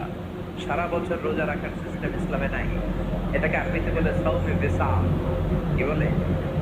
সারা বছর রোজা রাখলে কোনো সওয়াব হবে? কথা কন, হবে? কোনো সওয়াব হবে? সারা রাত তাহাজ্জুদ করলে সওয়াব হবে? কোনো সওয়াবই নেই। আপনাকে ঘুমাতে হবে, আবার তাহাজ্জুদও পড়তে হবে, আবার ঘুমাতে হবে, আবার ফজরের নামাজে প্রথম কাতারে থাকতে হবে। চিল্লায় বলেন ঠিক কিনা? এজন্য ইসলাম হলো ভারসাম্যপূর্ণ জীবন বিধান। ছেলে মেয়ে রেখে দিয়ে, সমাজ রেখে দিয়ে, কাজকর্ম রাজ্য রেখে দিয়ে আপনি সন্ন্যাসী সেজে বসে থাকলেন, এটার নাম ইসলাম না। বিশ্বনবী হচ্ছে গোটা বিশ্বের মানুষদের জন্য model, as a teacher, as a father, as a commander, as a messenger, as a lawgiver, as a lawmaker, as a reformer of the society, as a philosopher. Muhammad is the superman of the world. তিনি শিক্ষক হিসেবেও সেরা, তিনি বাবা হিসেবেও সেরা। তিনি সাইয়্যিদাতুনা ফাতিমাকে এত ভালোবাসতো, বিশ্বনবী বলতেন, ফাতেমা আমার কলিজার টুকরা, যে ফাতেমারে কষ্ট দেয় সেজন্য আমি বিশ্বনবীরে কষ্ট দেয়। সফরে গেলে সবার শেষে ফাতিমার সাথে দেখা করে সফরে বেরোতেন। আবার সফর শেষ করে ঘরে ঢোকার সময় সবার আগে বিশ্বনবী ফাতেমার সাথে দেখা করে নিতে। কি সুন্দর ফ্যামিলি লাইফ। তার মানে বাবা হিসেবে সেরা, আবার নানা হিসেবে সেরা। হাসান হুসাইন ছিল রায়হানা চাইন, বিশ্বনবীর পারফিউম। বিশ্বনবী বলতেন, রায়হানা চাইনি ফিদ দুনিয়া, হাসান এবং হুসাইন হলো দুনিয়ার বুকে আমার সুগন্ধি। হাসান হুসাইনের দেহের মধ্যে এমন কোন জায়গা নাই যেই জায়গায় বিশ্বনবীর দুইটা ঠোঁট লাগে নাই। হাসান হুসাইনের দেহের প্রতিটা জায়গায় বিশ্বনবী চুমু দিয়েছেন। হাসান কোলে উঠলে হুসাইন উঠতে চাইতো, হুসাইন উঠতে চাইলে হাসান উঠতে চাইতো। বিশ্বনবীকে ঘোড়া বানিয়ে হাসান কাঁধে উঠতো, আবার হাসানকে নামিয়ে দিয়ে হুসাইন কাঁধে উঠতো। তার মানে নানা হিসেবে সেরা। জোরে বলেন ঠিক কিনা? নবী হিসেবে সেরা। বিশ্বনবীর সাথে গোটা বিশ্বের কোন নবীর কোন তুলনা চলে নাকি? কোন তুলনা চলে না। সব দিক দিয়ে তিনি সেরা, সবার জন্য আদর্শ। এই জন্য ইসলাম হচ্ছে it's a very balanced religion, ভারসাম্যপূর্ণ জীবন বিধান। আপনার যা মন চাইবে মারেফতের নামে আপনি চাইলেই করতে পারবেন। বিশ্বনবীর শেখানো সুন্নাহ পথে চললে অল্প করলে এটাতে বরকত দিবে কে? অল্পতেও সওয়াব দিবে কে? এজন্য সূরার একটা নাম হলো সূরাতুল মা'রিফা। মা'রিফা মানে জানা বা চিনা। এই সূরা পড়লে আল্লাহরে জানা যায়, এই সূরা পড়লে আল্লাহকে চেনা যায়। চিল্লায় বলেন ঠিক কিনা? তার মানে দুইটা নাম জানলাম, একটা হচ্ছে সূরাতুত তাওহীদ। চিল্লায় বলেন কি নাম? চিল্লায় কইছেন? চিল্লায় বলেন কি নাম? দুই নম্বরে হলো সূরাতুল মা'রিফা। কি নাম? তিন নম্বর হলো সূরাতুস সামাদ। সূরাতুল ইখলাসের আরেক নাম সূরাতুস সামাদ, কারণ সামাদ শব্দটা এই সূরার ভিতরে আছে না নাই? কুল হুয়াল্লাহু আহাদ আল্লাহুস সামাদ লাম ইয়ালিদ ওয়া লাম ইউলাদ ওয়া লাম ইয়াকুল লাহু কুফুয়ান আহাদ। তার মানে সামাদ কার নাম? চিল্লায় বলেন আল্লাহ। সামাদ হচ্ছে আল্লাহর নাম। সামাদের বিপরীত হচ্ছে সনাম। সামাদ শব্দের বিপরীত কি? সনাম মানে মূর্তি। সনাম মানে কি? স্ট্যাচু। সনাম মানে মূর্তি। বিশ্বনবীর জামানায় এক লোক মূর্তির ইবাদত করত, মূর্তিটারে সব সময় আদর করত, মূর্তিটারে সব সময় ভালোবাসতো, সোহাগ করতো, মূর্তির কাছে চাইতো। রাত্রিবেলা উঠে মূর্তির কাছে কেঁদে কেঁদে মনের দুঃখ বলতো আর জিকির করতো সনাম সনাম সনাম। আর সনামের বিপরীত কি? সামাদ। একদিন তার প্রিয় মূর্তিটাকে রেখে, তার কল্পিত খোদাটাকে রেখে সে বাজারে গেল। বাজার থেকে এসে দেখে তার মূর্তি গোসল করে দাঁড়ায় আছে, উপরে পানি, গোসল করা পানি। He thought it is the water of mercy and barakah. সে ভাবলো যেহেতু আমার খোদার গায়ের পানি, এটা রহমতের পানি হবে। কথা বলেন, খোদায় যদি গোসল করে খারাপ পানি দিয়ে করবে নাকি? কথা কয় না। এটা অনেক দামি পানি হবে, এটা নিশ্চয়ই বরকতের পানি হবে। He thought it is the water of mercy and blessings and water of rahmah. সে ভাবলো এটা রহমতের পানি। এই পানিকে তো এমনি মিস করা যায় না। যত রোগ আছে সব রোগের নিয়তে এখনই খাওয়া শুরু করে দেই। জিহ্বা দিয়ে চাটতে শুরু করেছে। Started to suck it, the water of barakah. When he started to suck it, he found the taste is little bit weird. The taste is bitter. স্বাদটা একটু কটা কটা লাগে, লোনা লোনা লাগে, টক টক লাগে। বাট সে মনে মনে ভাবে এটা তো রহমতের পানি, ইট শুড বি সুইটার। এটা তো মিষ্টি হওয়ার কথা। কি হওয়ার কথা? It should be sweeter, but it is bitter. স্বাদটা কেমন টক টক, কটা কটা, লোনা লোনা, লবণ লবণ লাগে। ঘটনা কি? রহমতের পানি, খোদার গায়ের পানি, এটা কটা হবে কেন? খুঁজতে লাগলো কোনো কিছু ঘটছে কিনা। আশেপাশে তাকায় দেখে হাদিসে এসেছে সালাবান। সালাব মানে কি কে জানে? কুত্তা না, খ্যাকশিয়াল। আসলে কি? খ্যাকশিয়াল। আমরা বলে ফেলি যে কুকুর, আসলে দুইটা কুকুর সে দেখতে পেল, আর দেখলো এখনো রহমতের পানি পড়তেছে জায়গা দিয়ে জায়গা দিয়ে। রহমতের পানি ইজ ড্রপিং ডাউন, পানি পড়ছে এখনো। বুঝতে আর বাকি রইল না, আসলে এটা রহমতের পানি না, এটা গজবের পানি। কথা বলেন। রেগে মেগে আগুন। ঘটনা কি? এতদিন ভাবতাম খোদা, এখন দেখি হুদা। রাতের ঘুম নষ্ট করে কত রাত কেটেছি, কত রাত মনের কথাগুলো তাকে আমি বলেছি, এখন দেখি হুদা। আগে ভাবতাম খোদা, আসলে তো এইটা আমার কিচ্ছু করতে পারবে না, এটার এখন সাইজ করার সময় আসছে। কথা কর। মূর্তিটাকে নিয়ে জমিনের মধ্যে আছড়াতে শুরু করলো, ভাঙতে ভাঙতে হাত আলাদা করলো, খোদার হাত পা সব আলাদা করে ফেলছে। খোদারে মাইরা সাইজ করে তুরজা করে ফেলাইছে। হাত পা, খোদার হাত পা নিয়ে বিষ্ণুনবীর কাছে চলে গিয়েছে, যে বলে আব্দুল্লাহর বেটা মুহাম্মদ, বড্ড ভুলের ভেতরে আমি ছিলাম। এই কল্পিত খোদা, এই মূর্তি আমারে কিছু করতে পারবে না, যে নিজেকে খ্যাকশিয়ালের পেশাব থেকে নিজের দেহটারে বাঁচাতে পারে না। এই খ্যাকশিয়ালের পেশাব থেকে যে নিজের রক্ষা করতে পারলো না, সে কিয়ামতের দিন কঠিন মুসিবতের কালে জাহান্নামের আগুন থেকে আমারে কেমনে বাঁচাবে? কেমনে বাঁচাবে? আমি আর এই কল্পিত খোদার ইবাদত করতে চাই না। আপনি আমাকে শাহাদা পড়িয়ে দেন। কি পড়িয়ে দেন? ঝিনুকের ভেতর লুকিয়ে থাকে যেমন মতি, ঝিনুকের ভেতর লুকিয়ে থাকে যেমন মতি, কলমা শাহাদাতে আছে আল্লাহর জ্যোতি, কলমা শাহাদাতে আছে আল্লাহর জ্যোতি। পড়েন সবাই। ঝিনুকের ভেতর লুকিয়ে থাকে যেমন মতি, ঝিনুকের ভেতর লুকিয়ে থাকে যেমন মতি, কলমা শাহাদাতে আছে আল্লাহর জ্যোতি, কলমা শাহাদাতে আছে আল্লাহর জ্যোতি। পড়েন আল্লাহু আকবার। এসে বলে আব্দুল্লাহর বেটা মুহাম্মদ, আর আমি এই কল্পিত মূর্তির ইবাদত করতে চাই না, আমারে পড়িয়ে দেন লা ইলাহা ইল্লাল্লাহু মুহাম্মাদুর রাসূলুল্লাহ সাল্লাল্লাহু আলাইহি ওয়াসাল্লাম। কালিমা পড়ে মুসলমান হয়ে গিয়েছে। তার মানে এই সূরার আরেকটা নাম হচ্ছে সূরাতুস সামাদ।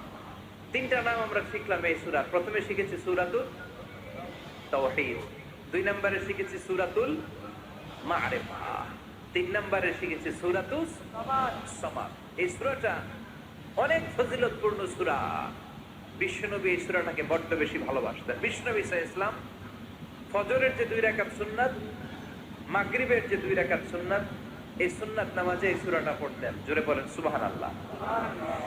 আবার যারা হজ উমরা করতে গিয়েছেন, তাওয়াফ করা লাগে, ফরজ তাওয়াফ আছে, নফল তাওয়াফ আছে, 7টা টার্ন করা লাগে। হাজরে আসওয়াদ থেকে শুরু করে আবার হাজরে আসওয়াদ পর্যন্ত 1 চক্কর, এরকম 7টা চক্কর দিলে হয় একটা তাওয়াফ। সব নবীরা, সব আল্লাহর ওলিরা, পৃথিবীর সব মুসলমানরা আল্লাহর এই ঘরকে কেন্দ্র করে প্রতিদিন তাওয়াফ করে। কোন সুবহানাল্লাহ। এবং তাওয়াফের এই ইবাদতটা পৃথিবীর শুধু ওই এক জায়গায় করা যায়। নামাজ পৃথিবীর সব জায়গায় পড়া যায়, ঠিক কিনা? মসজিদুল হারামেও পড়া যায়, বাংলাদেশেও পড়া যায়। জিকির আল্লাহর ঘরেও করা যায়, এখানেও করা যায়। দান ওখানেও করা যায়, এখানেও করা যায়। কিন্তু তাওয়াফের মতো ইবাদত, এটা কি সব জায়গায় করা যায়? নাগাইশে তাওয়াফ করতে পারবেন? সিঙ্গাপুরে পারবেন? আমেরিকায় পারা যাবে? পারা যাবে কোথায়? আল্লাহর ঘরকে কেন্দ্র করে মক্কাতুল মুকাররমাতে প্রতিদিন আল্লাহর ঘরের উপর 120টা রহমত নাজিল হয়। সিদ্দিন আলী তাইফিন, তার মধ্যে থেকে 60টা রহমত হচ্ছে যারা আল্লাহর ঘরকে তাওয়াফ করে তাদের জন্য। আরবাঈন লিল মুসাল্লিন, 40টা হচ্ছে যারা আল্লাহর ঘরের সামনে নামাজ পড়ে তাদের জন্য। 40 আর 60 মিলে 100, বাকি রইল কয়টা? ওয়াল 20 লিন নাযিরিনা ইলাল কাবা, বাকি 20টা রহমত যারা নামাজ পড়ে না, তাওয়াফ করে না, শুধু আল্লাহর ঘরের গিলাফের দিকে তাকিয়ে থাকে, তাদের উপর 20টা রহমত। বিষ্ণু ঈসা ইসলাম তাওয়াফ করার পরে 2 রাকাত নামাজ পড়তে হয়। এই 2 রাকাত নামাজের দ্বিতীয় রাকাতে সূরাতুল ইখলাস পড়তেন, প্রথম রাকাতে পড়তেন সূরাতুল কাফিরুন। তাওয়াফের সালাতে প্রথম রাকাতে কোন সূরা? সূরাতুল কাফিরুন। দ্বিতীয় রাকাতে সূরাতুল ইখলাস বিশ্বনবী পড়তেন। আবার বিতরের সালাতের শেষ রাকাতে বিশ্বনবী পড়তেন সূরাতুল ইখলাস। বিতরের সালাত করবেন কয় রাকাত? প্রথমে 2 রাকাত, তারপরে সালাম ফিরিয়ে আবার 1 রাকাত। এইটা সবচেয়ে সহিহ পদ্ধতি। আবার মাঝে মাঝে বিশ্বনবী 3 রাকাত একসাথে পড়তেন, বসতেন শুধু শেষ বৈঠকে, এটাও ঠিক আছে। আবার আমরা যেটা পড়ি বাংলাদেশে, এটারও দলিল আছে, তবে আম দলিল, এটার খাস দলিল নাই, স্পেসিফিক দলিল নাই। বিষ্ণু বলেছেন তোমরা বিতরের নামাজকে মাগরিবের নামাজ থেকে আলাদা করে পড়ো। আমরা সেটাও করি, কারণ মাগরিবের নামাজে আমরা 3 রাকাতের পরে এরকম আল্লাহু আকবার বলে হাত উঠাই, তো আলাদা হয়েছে না? আবার আমরা আল্লাহুম্মা ইন্না নাস্তাইনুকা পড়ি, এটা কি মাগরিবের নামাজে পড়ি নাকি? তাহলে পার্থক্য আছে না নাই? তবে প্রথম 2টা বেশি শক্তিশালী। রাতে 2 করে নামাজ পড়বেন, সব শেষে আপনি 1 রাকাত পড়বেন। বিষ্ণু বলেছেন ইজআলু আখিরা সালাতিকুম ফিল লাইলি বিতরা, তোমরা রাতের শেষ নামাজটাকে বিতরের নামাজ বানিয়ে দিও। সুবহানাল্লাহ পড়েন। এইজন্য যাদের তাহাজ্জুদের অভ্যাস আছে, তাহাজ্জুদের পরে পড়া সুন্নাত। যাদের তাহাজ্জুদের অভ্যাস নাই, এশার সালাতের পরে পড়ে ফেলবেন। ইন্নাল্লাহা বিতরুন ইউহিব্বুল বিতরা, আল্লাহ নিজে বেজোর, তাই বেজোরকে তিনি পছন্দ করেন। এজন্য দিনের নামাজ, রাতের নামাজ সবই বেজোর। সারাদিন যা পড়লেন মাগরিবের 3 রাকাত পড়ার মধ্য দিয়ে সব বেজোর হয়ে যায়। আবার রাতে 4 রাকাত, 2 রাকাত করে যত নামাজ পড়লেন, শেষে 1 রাকাত বেতের দিয়ে বা 3 রাকাত বেতের দিয়ে সব বেজোর হয়ে যায়। এই 3 রাকাত বেতরের নামাজের সর্বশেষ রাকাতে বিশ্বনবী এই ছোট্ট সূরাটা পড়তেন। সুবহানাল্লাহ পড়বেন না? এই আমলগুলো করতে মনে থাকবে সবার। আবার বিশ্বনবী বলতেন সূরাতুল ইখলাস সাধারণ সূরা না, এটা সুলুসুল কোরআন, 1/3 অফ দা বুক। কোরআনের 3 ভাগের 1 ভাগ। কোরআন 30 পারা। এই সূরা একবার তেলাওয়াত করলে 10 পারার সওয়াব হয়ে যায়। 2 বারে পড়লে 20 পারার সওয়াব হয়ে যায়। 3 বারে পড়লে 30 পারার সওয়াব হয়ে যায়। পড়েন সুবহানাল্লাহ। 1/3, এই পুরো কিতাবের 1/3, 1/3 অফ দা বুক, সুলুসুল কোরআন। একবার পড়লে 10 পারা, 2 বার পড়লে, 3 বার পড়লে 30 পারা। অনেক মুহাদ্দিসিন এবং মুফাসসিরিনরা বলেন না, সুলুসুল কোরআন 1/3 অফ দা বুক দিয়ে বিশ্বনবী এটা বুঝায় নাই। বিশ্বনবী বুঝিয়েছে অন্য একটা জিনিস। সেটা কি? সেটা হচ্ছে পুরো 30 পারা কোরআনের কথাকে যদি আমাকে 3 শব্দে আপনি আমাকে বলতে বলেন যে হুজুর পুরো 30 পারায় আল্লাহ কি বলেছে, আমি বলবো তাওহীদ, রিসালাত, আখিরাত। এই 3টা কথা পুরো 30 পারা কোরআনের ভেতরে আল্লাহ তাআলা আমাদেরকে বলেছেন। তাই কোরআনের যে সূরারই তাফসীর আমি করি না কেন, সেখানে হয় তাওহীদ, নয় রিসালাত, নয় আখিরাতের কথা সেখানে আছে না নাই? এজন্য পুরো কোরআনের শিক্ষাটাকে প্রেসাইজ করলে, কনসাইজ করলে 3টা শব্দ দাঁড়ায়, তাওহীদ, রিসালাত, আখিরাত। যেহেতু সূরাতুল ইখলাসের ভেতরে তাওহীদের কথা আছে, তার মানে 3 ভাগের 1 ভাগ কথা আছে না নাই? সুবহানাল্লাহ পড়েন। সুলুসুল কোরআন, 1/3 অফ দা বুক।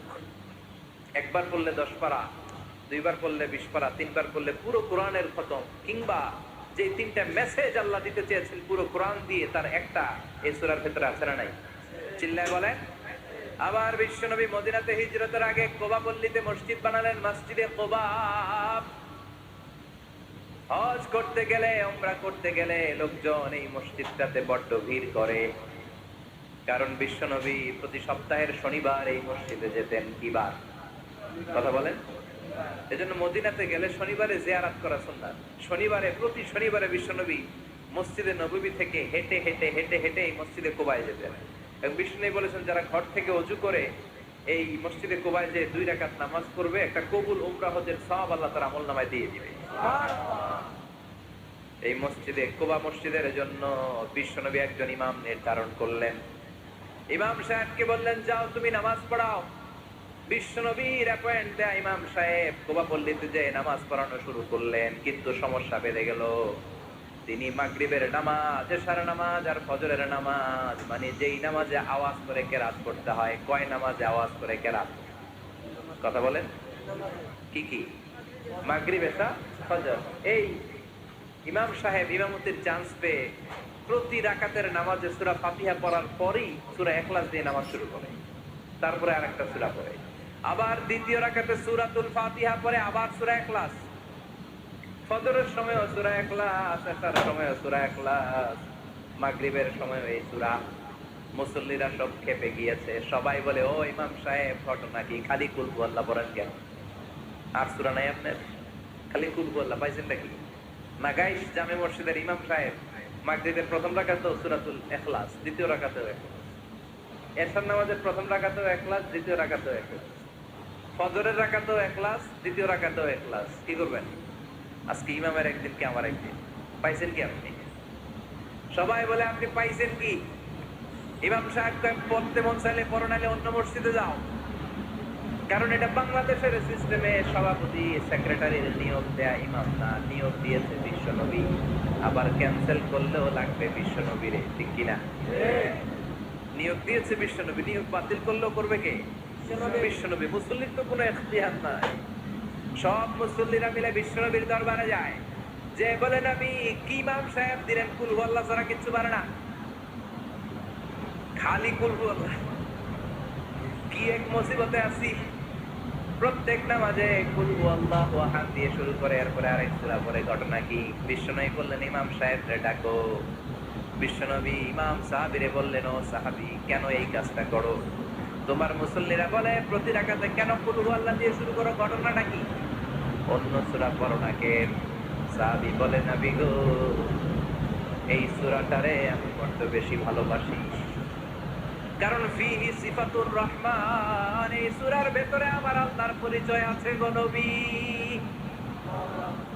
এই ছোট্ট সূরার ভেতরে রব্বুল আলামিন যত সুন্দরভাবে নিজের পরিচয়টা বলে দিয়েছেন, কোরআনের কোন সূরার ভেতরে সেই পরিচয় আমি পাই না।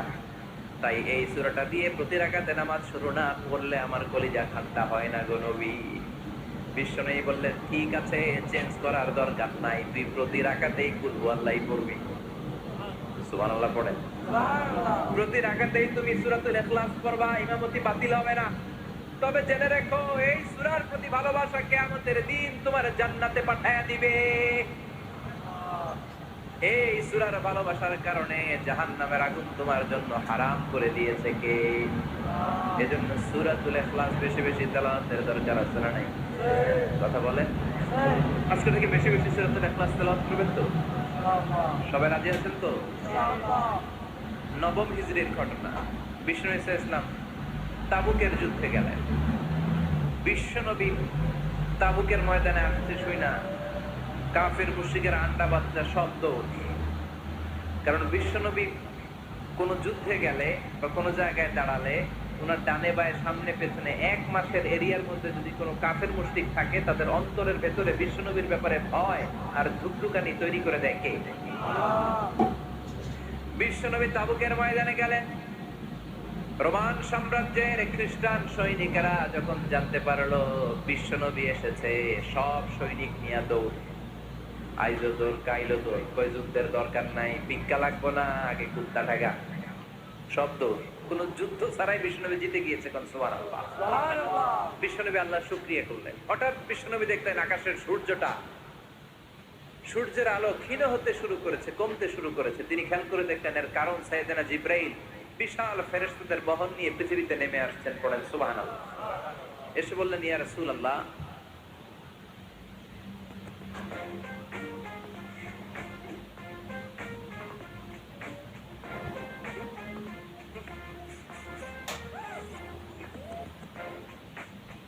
তাহলে দাগ ময়লা দূর করতে মিস্টার ব্রাসো, মিস্টার ব্রাসোই এখন থেকে কলেন।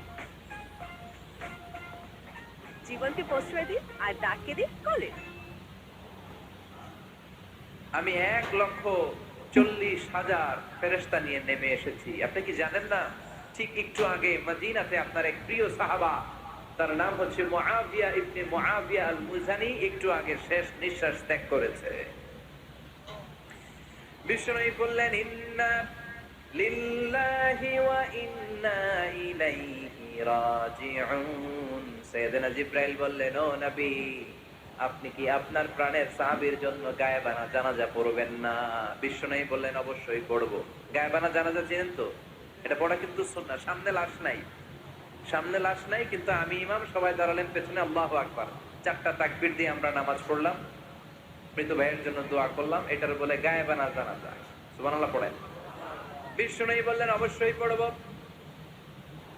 সাহাবীদের মধ্যে ঘোষণা দিলেন, ও সাহাবারা, তোমাদের ভাই মুআবিয়া ইবনে মুআবিয়া আল মুজানি কিছুক্ষণ আগে মদিনাতে ইন্তেকাল করেছে।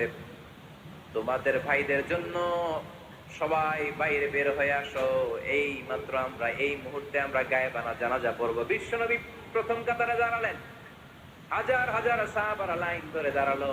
সাইয়েদনা জিবরাইল 1,40,000 ফেরেশতা নিয়ে সাহাবাদের পেছনে 2টা লাইনে দাঁড়িয়ে গেলে। প্রথম লাইনে 70,000, দ্বিতীয় লাইনে আরো 70,000, 1,40,000 ফেরেশতাদের বহর। আর সাহাবারা মিলে আল্লাহু আকবার বলে গায়েবানা জানাজা শুরু করলেন। নামাজ শেষ।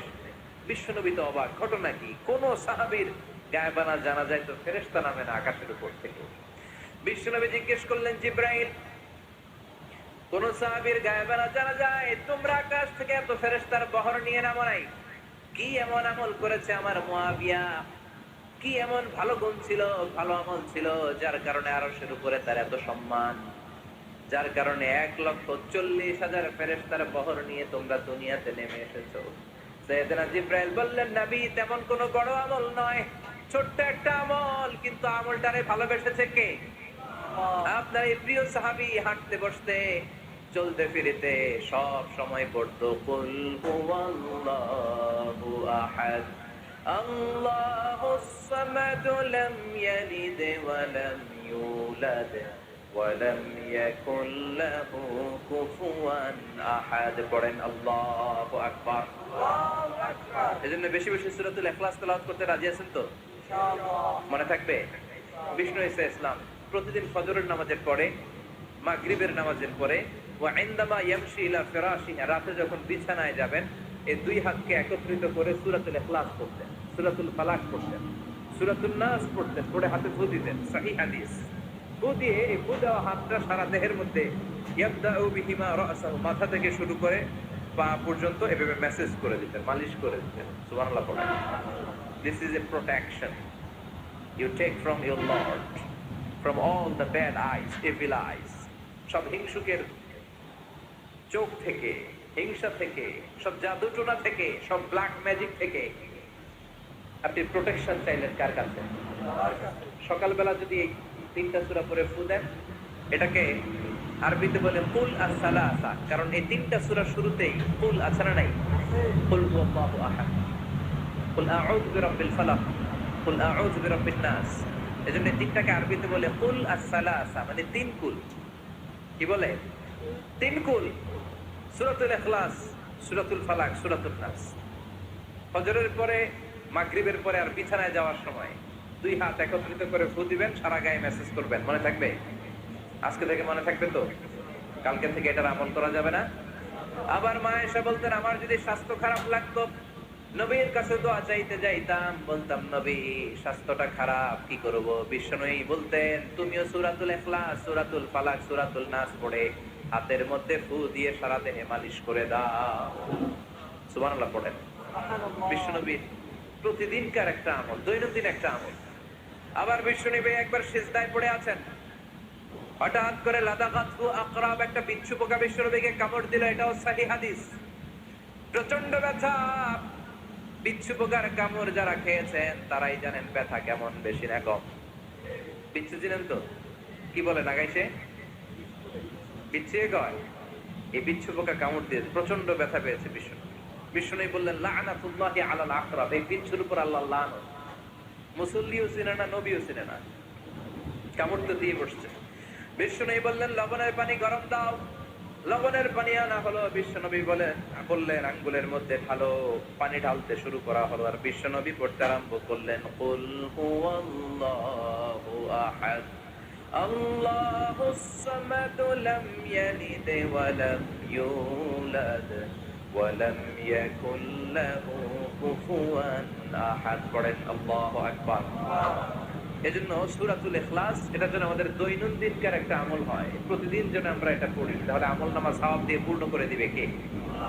এই মাক্কি সূরাটি কেন এবং কোন সিচুয়েশনে, কোন পরিস্থিতিতে মক্কায় নাজিল হলো তার একটা ব্যাকগ্রাউন্ড আছে। এটাকে বলে শানে নুজুল। কেন নাজিল হলো শুনতে মনে চায়? কষ্ট হচ্ছে না তো? আলোচনা কি কঠিন হচ্ছে না সহজ? আন্ডারস্ট্যান্ডেবল, বোধগম্য হচ্ছে? বোঝা যায় না? বোঝা যায়? আলহামদুলিল্লাহ পড়েন। মক্কার লোকেরা এসে বিশ্বনবীরে ধরলো, ইয়া মুহাম্মদ বাইয়িন লানা সাল্লাল্লাহু আলাইহি ওয়াসাল্লাম বাইয়িন লানা নাসাবা রাব্বিক। ও আব্দুল্লাহর বেটা মুহাম্মদ, তোমার রবের নসব নামা বর্ণনা করো। কি নামা? কথা কর। নসব নামা বুঝেন তো কি? হ্যাঁ, বংশ পরিচিতি। মাশাআল্লাহ। নসব নামা মানে বংশ পরিচিতি, বংশধারা, বংশ তালিকা। যেমন আমার নাম মিজানুর রহমান, আব্বার নাম আলী আহমদ, দাদার নাম জাইনুল আবিদিন, তার বাবার নাম মাকরাম। এটা আমার বংশ পরিচিতি। তার মানে মিজানুর রহমান ইবনু আলী আহমদ ইবনু জাইনুল আবিদিন ইবনু মাকরাম, এটা আমার নসবনামা। আপনার নাম কি? জালালউদ্দিন ভাই। বাবার নাম ইমতাজ আলী। এর বাবার নাম ভুলে গেছি। হ্যাঁ, ইনসাফ আলী। তার বাবার নাম খেয়ে ফেলাইছি। আপনার আব্বার নাম মোহাম্মদ আব্দুল লতিফ। দাদার নাম, তার বাবার নাম খেয়ে ফেলাইছি। আমি তো কমপক্ষে 4টা বলছি নাকি? বিশ্বনবীর বাবার নাম আব্দুল্লাহ, তার বাবার নাম আব্দুল মুত্তালিব, তার বাবার নাম হাশেম, তার বাবার নাম আব্দে মানাফ, তার বাবার নাম কিলাব, তার বাবার নাম কুসাই, তার বাবার নাম মুররা, তার বাবার নাম গালেব, তার বাবার নাম ফেহের। এভাবে যেতে যেতে আদনান, যেতে যেতে ইসমাইল, যেতে যেতে তার বাবার নাম ইব্রাহিম, যেতে যেতে যেতে শীস আলাইহিস সালাম, তার বাবার নাম আদম আলাইহিস সালাম। 50 জেনারেশনস, 50টা বংশ পরিক্রমা আছে। 50টা বংশের ব্যবধানে বিশ্বনবী সাইয়েদনা আদমের সাথে মিলে গেছে। পড়েন সুবহানাল্লাহ।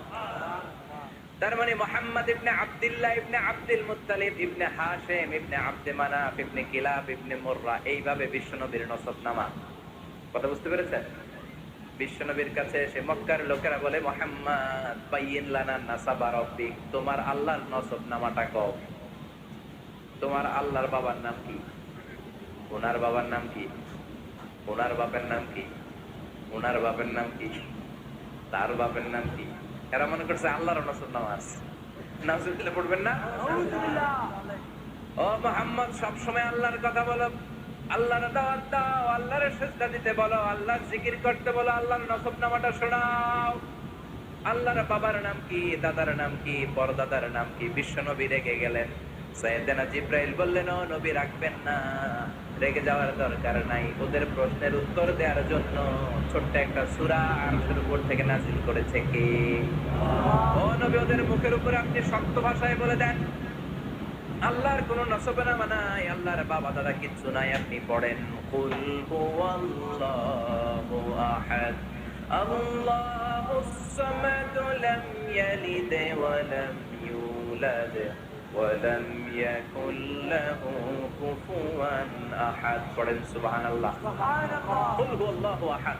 ও নবী, আপনি বলেন তিনি হলেন আল্লাহ, তিনি হলেন আহাদ, একক, একক। আল্লাহুস সামাদ, তিনি অমুখাপেক্ষী।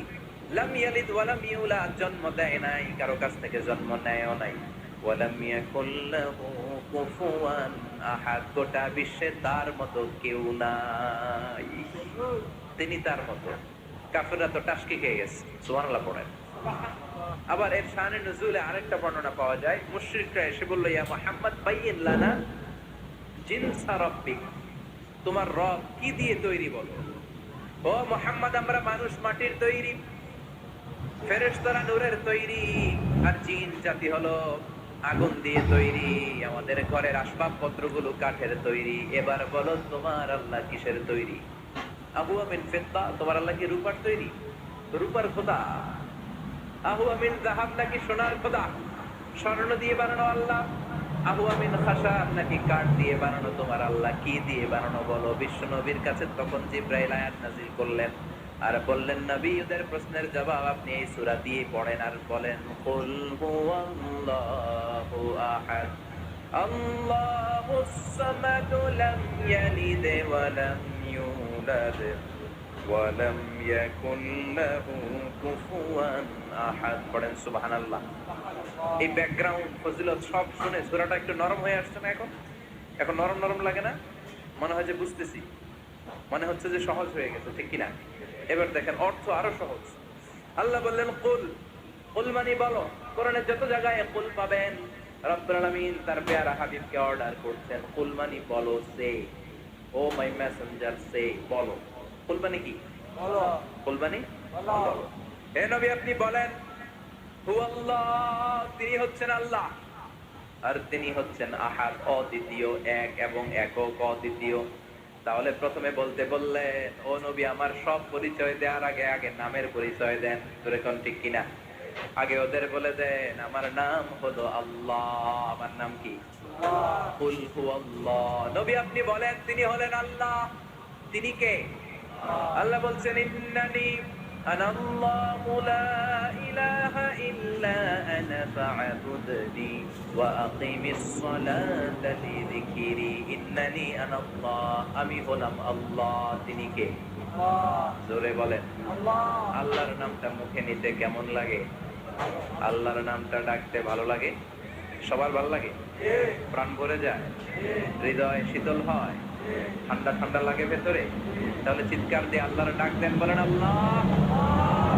আর জোরে আল্লাহর ডাকে বলেন, ইয়া আল্লাহ। গলা ফাটিয়ে ডাক দেন, বলেন আল্লাহ। আল্লাহ বললেন, আমার প্রথম পরিচয় হলো আমি আল্লাহ, আমার নাম হলো আল্লাহ। আল্লাহর নাম রাখছে কে? কথা কন। আমার নাম রাখছে আমার বাবা, আপনার নাম রাখছে আপনার দাদা। কিন্তু আল্লাহর বাবা আছে নাকি? থাকলে রাখতো, দাদা থাকলে দাদায় রাখতো। কিন্তু আল্লাহর কি বাপ আছে? দাদা, নানা? আল্লাহ পিসা বুজুর আছে? অনেকের নাম পিসা বুজুরে রাখে, আছে না নাই? দোয়ার জন্য, হুজুর আমি আপনার মরিদ, হুজুর আমার একটা ছেলে হয়েছে, আপনার নাম লেখা দেন। পরে বলে যে পিসা বুজুরের নাম রাখছিল, নাগাইশের পিসা মোস্তাক ফয়জি সাহেব নাম রাখছিল আমার ছেলের, আছে না নাই? আল্লাহর এরকম পীর সাহেব আছে নাকি? আল্লাহর দাদা বাবা আছে নাকি? এজন্য আল্লাহ বলেন, আমার নামটা আমি আল্লাহ নিজেই রেখেছি। পড়েন সুবহানাল্লাহ। আবার এই পৃথিবীতে আল্লাহ ছাড়া আর কারো নাম কোনদিন আপনি আল্লাহ শুনেছেন নাকি? শুনে থাকলে হাত তোলেন। শুনছেন? বাংলাদেশে কত মানুষ? 16 কোটি, 17 কোটি, 18 কোটি? কইতে থাকেন, 20 কোটি নিয়ে জানেন না? আসলে কয় কোটি? 18 কোটি মনে হয় বর্তমানে। 16 কোটি তো অনেক আগের হিসাব। 18 কোটি মানুষ এই দেশে। এই 18 কোটি মানুষের মধ্যে কারো নাম আল্লাহ শুনছেন? কথা কন। আমেরিকাতে, এত বড় মহাদেশ, পুরো আমেরিকায় কারো নাম আল্লাহ? গোটা বিশ্বে আরেকজনের নাম আল্লাহ আছে? এমনকি ফেরাউন, সেও নিজের আল্লাহ বলে নাই। ফেরাউনের মতো এত কুখ্যাত ইন্টারন্যাশনাল সন্ত্রাসী আসে। ফেরাউন ইন্টারন্যাশনাল কুখ্যাত সন্ত্রাসী না? এই কুখ্যাত সন্ত্রাসী, এই সন্ত্রাসীটাও খেয়াল রাখবেন, নবীদের সাথে যারা বিরোধিতা করেছে তারা সন্ত্রাস, আর নবীরা ছিল মুজাহিদ। চিল্লায় বলেন ঠিক কিনা? তার মানে বিশ্বনবী ছিলেন মুজাহিদ। এবার সন্ত্রাসীটার নাম বলেন। আবু জাহেল, মুসা আলাইহিস সালাম ছিলেন মুজাহিদ, তাহলে সন্ত্রাসটার নাম বলেন। ইব্রাহিম আলাইহিস সালাম ছিলেন মুজাহিদ, তাহলে সন্ত্রাসটার নাম বলেন। তার মানে হকের পক্ষে যারা তারা সবাই মুজাহিদ, আমরাও মুজাহিদ, চিল্লায় বলেন ঠিক কিনা? কল্যাণের কথা যারা বলে তারা মুজাহিদ, অন্যায়ের দিকে যারা ডাকে তারা সন্ত্রাস। কোটা বিরোধী আন্দোলন যে যুবক ছেলেগুলো করেছে ওরা মুজাহিদ, ওদের বিরোধিতা যারা করেছে ওরা সন্ত্রাস। নিরাপদ সড়ক চাই আন্দোলন যে ছেলেগুলো করেছে এক একটা মুজাহিদের বাচ্চা, ওদের বিরোধিতা যারা করেছে এক একটা কুখ্যাত সন্ত্রাস। এজন্য হকের পক্ষে যারা থাকবে, ইসলামের পক্ষে যারা থাকবে, ন্যায় নীতি সাম্যের পক্ষে যারা থাকবে তারা মুজাহিদ, বাই ডিফল্ট এগুলো মুজাহিদ, চিল্লায় বলেন ঠিক কিনা? আর বিরোধিতা যারা করবে সন্ত্রাস, কুখ্যাত ইন্টারন্যাশনাল সন্ত্রাস। ফেরাউনও তার নাম আল্লাহ রাখে নাই, সে তার নাম দিছিল আমি তোমাদের বড় রব। কি দিছিল? فحشر فنادى فقال انا ربكم الاعلى। বিশাল একটা গ্যাদারিং করে সবার সামনে কয় আমি বড় খোদা। আমি কি? আমি বড় খোদা, রব্বুকুমুল আ'লা, তোকে বড় রব, কিন্তু আমি আল্লাহ। এটা কইছে? কথা বলেন। আল্লাহর সত্তাটা শুধু একজন, মহাবিশ্বের নিয়ন্ত্রণকারী একজন, বিপদে আপদে সাহায্য করতে পারেন একজন, গোটা ইউনিভার্সটাকে, এই বসুন্ধরাকে, এই মহাবিশ্বটাকে দূর থেকে নিয়ন্ত্রণ করেন একজন, তিনি কে? এজন্য আল্লাহ বলেন গোলাম আমারে আল্লাহ বলে ডাকো কিংবা রহমান বলে ডাকো, কোনো সমস্যা নাই। সুবহানাল্লাহ। বলে দে আল্লাহ আমি দুআর রহমান আইয়াম্মা তাদউ ফালাহুল আসমাউল হুসনা। আমারে আল্লাহ বলে ডাকো কিংবা রহমান বলে ডাকো, আমি কিন্তু মাইন্ড করি না। আল্লাহ মাইন্ড করে? কথা কন। ওনারা আল্লাহ বললেও উনি খুশি, ওনারা রহমান ডাকলেও, ওনার অনেকগুলো সুন্দর সুন্দর নাম আছে। তাহলে বুঝা গেল আল্লাহ হচ্ছে ওনার জাতি নাম। কি নাম? কথা বলেন। আরো সিফাতি নাম আছে, সুন্দর সুন্দর আরো ৯৯টা নাম আছে না নাই? বিশ্বনবী বলেন ইন্নালিল্লাহি ৯৯ ইসমা। আল্লাহ নাম ছাড়া আল্লাহর আরো ৯৯টা চমৎকার চমৎকার নাম আছে। মান আহসাহা দাখালাল জান্নাহ। যেই নামগুলো সিনার ভিতরে রাখবে জাহান্নামের আগুন তার জন্য হারাম করে দিবে কে? তার মানে বুঝা গেল ওনার আসল নাম আল্লাহ। চিল্লায় বলেন আসল নাম কি? আরো জোরে বলেন আসল নাম কি? আবার আল্লাহ নামটা এত মজার নাম, এই নামের ৪টা অক্ষর, প্রতিটা অক্ষর যদি আলাদা করেন কোরআনের পরতে পরতে পরিচয় আছে না নাই? আল্লাহ লিখতে কয়টা অক্ষর? সবাই বলেন আলিফ লাম লাম হা। সবাই বলেন আলিফ আলিফ, আরো জোরে আলিফ আলিফ লাম লাম হা। আল্লাহ দিয়ে আল্লাহ কোরআনের পরিচয় দিয়েছেন আল্লাহু নূরুস সামাওয়াতি ওয়াল আরদি মাসালু নূরিহি কামিশকাতিন ফিহা মিসবাহ। সুবহানাল্লাহ। এবার আলিফ লাম লাম হা, আলিফ বাদ দিলে থাকে লিল্লাহ। লিল্লাহ দিয়ে পরিচয় আছে না নাই? লিল্লাহি মা ফিস সামাওয়াতি ওয়া মা ফিল আরদি ওয়া হুয়া বিকুল্লি শাইইন আলিম। এবার লিল্লাহর লামটা যদি কেটে দেন থাকে লাহু। লাহু দিয়ে কোরআনে পরিচয় আছে না নাই? একটা দুইটা? কথা বলেন। লাহুল মুলকু ওয়া লাহুল হামদু ওয়া হুয়া আলা কুল্লি শাইইন কাদির। এবার লাহুর লামও যদি বাদ দিয়ে দেন থাকে হু। হু দিয়ে কোনো পরিচয় টরিচয় নাই, এটা দিয়ে পরিচয় আছে। পড়েন হুয়াল্লাহুল্লাযী লা ইলাহা ইল্লা হু আলিমুল গায়বি ওয়াশ শাহাদাতি হুয়ার রহমানুর রহিম। চিল্লায় পড়েন আল্লাহু আকবার। আল্লাহু আকবার। জোরে আল্লাহু আকবার। আবার এই নামটা এমন নাম যে নাম আমরা বিপদে পড়লে জপি। পেটে ব্যথা হলে ডাকি কারে? ডায়রিয়া হইলে ডাকি কারে? তুফান ছুটলে ডাকি কারে? ভূমিকম্পে ডাকি কারে? বন্যা শুরু হইলে ডাকি কারে? ফাইযা রাকিবু ফিল ফুলকি দা'আউল্লাহ মুখলিসিনা লাহুদ-দীন ফালাম্মা নাজ্জাহুম ইলাল বাররি ইযা হুম ইউশরিকুন। আল্লাহ বলে আমার কিছু গোলাম আছে সাগরের মাঝখানে যদি তুফানে পড়ে আমারে ডাকে, তুফান চলে গেলে আমারে গালি দেয়, এরকম ডাকাইতাছে না নাই? সবসময় ডাকতে হবে কারে? বিপদে আপদে, সকালে বিকালে, শীতকালে গ্রীষ্মকালে জিকির হবে একজনের নামে, চিল্লায় বলেন তিনি কে? আবার আল্লাহ নামটা এমন নাম এটার বহু বচন হয় না, হয় নাকি? দ্বিবচন হয় না, স্ত্রীলিঙ্গ হয় না, হয়? আল্লাহর স্ত্রীলিঙ্গ আছে, বহু বচন আছে, কিন্তু ঈশ্বরের স্ত্রীলিঙ্গ আছে না নাই? কথা কন কি? ঈশ্বরী। ভগবানের, আপনাদের এখানে আসার সময় মনে হয় দেখলাম ভগবান হাই স্কুল বা প্রাথমিক বিদ্যালয়, ব্রাহ্মণপাড়া, কি নাম? ভগবান হাই স্কুল। ভগবতী নাই? নাই। আহা, ওদের ভগবান হয়, ওদের ভগবতী হয়, ওদের গড হয়, ওদের গডেস হয়, ওদের ঈশ্বরী হয়, ওদের ঈশ্বর হয়। আল্লাহর কোনো পরিবর্তন আছে নাকি? চিল্লায় বলেন আল্লাহ একজন, তার কোনো পরিবর্তন নাই। আমরা বললাম আল্লাহ বুঝেছি তোমার অনেক ক্ষমতা, তোমার নামটা বড় মধুর নাম, প্রতিটা অক্ষর আলাদা করলেও পরিচয় পাওয়া যায়। তোমার আসল নাম আল্লাহ, কিন্তু এই যে তুমি আল্লাহ, তুমি কতদিন ধরে আল্লাহ? কতদিন? কবে থেকে আছো? কতদিন থাকবা? প্রশ্ন আসে না নাই? মাঝে মাঝে প্রশ্ন আসে না, উনি কয়দিন ধরে আছে?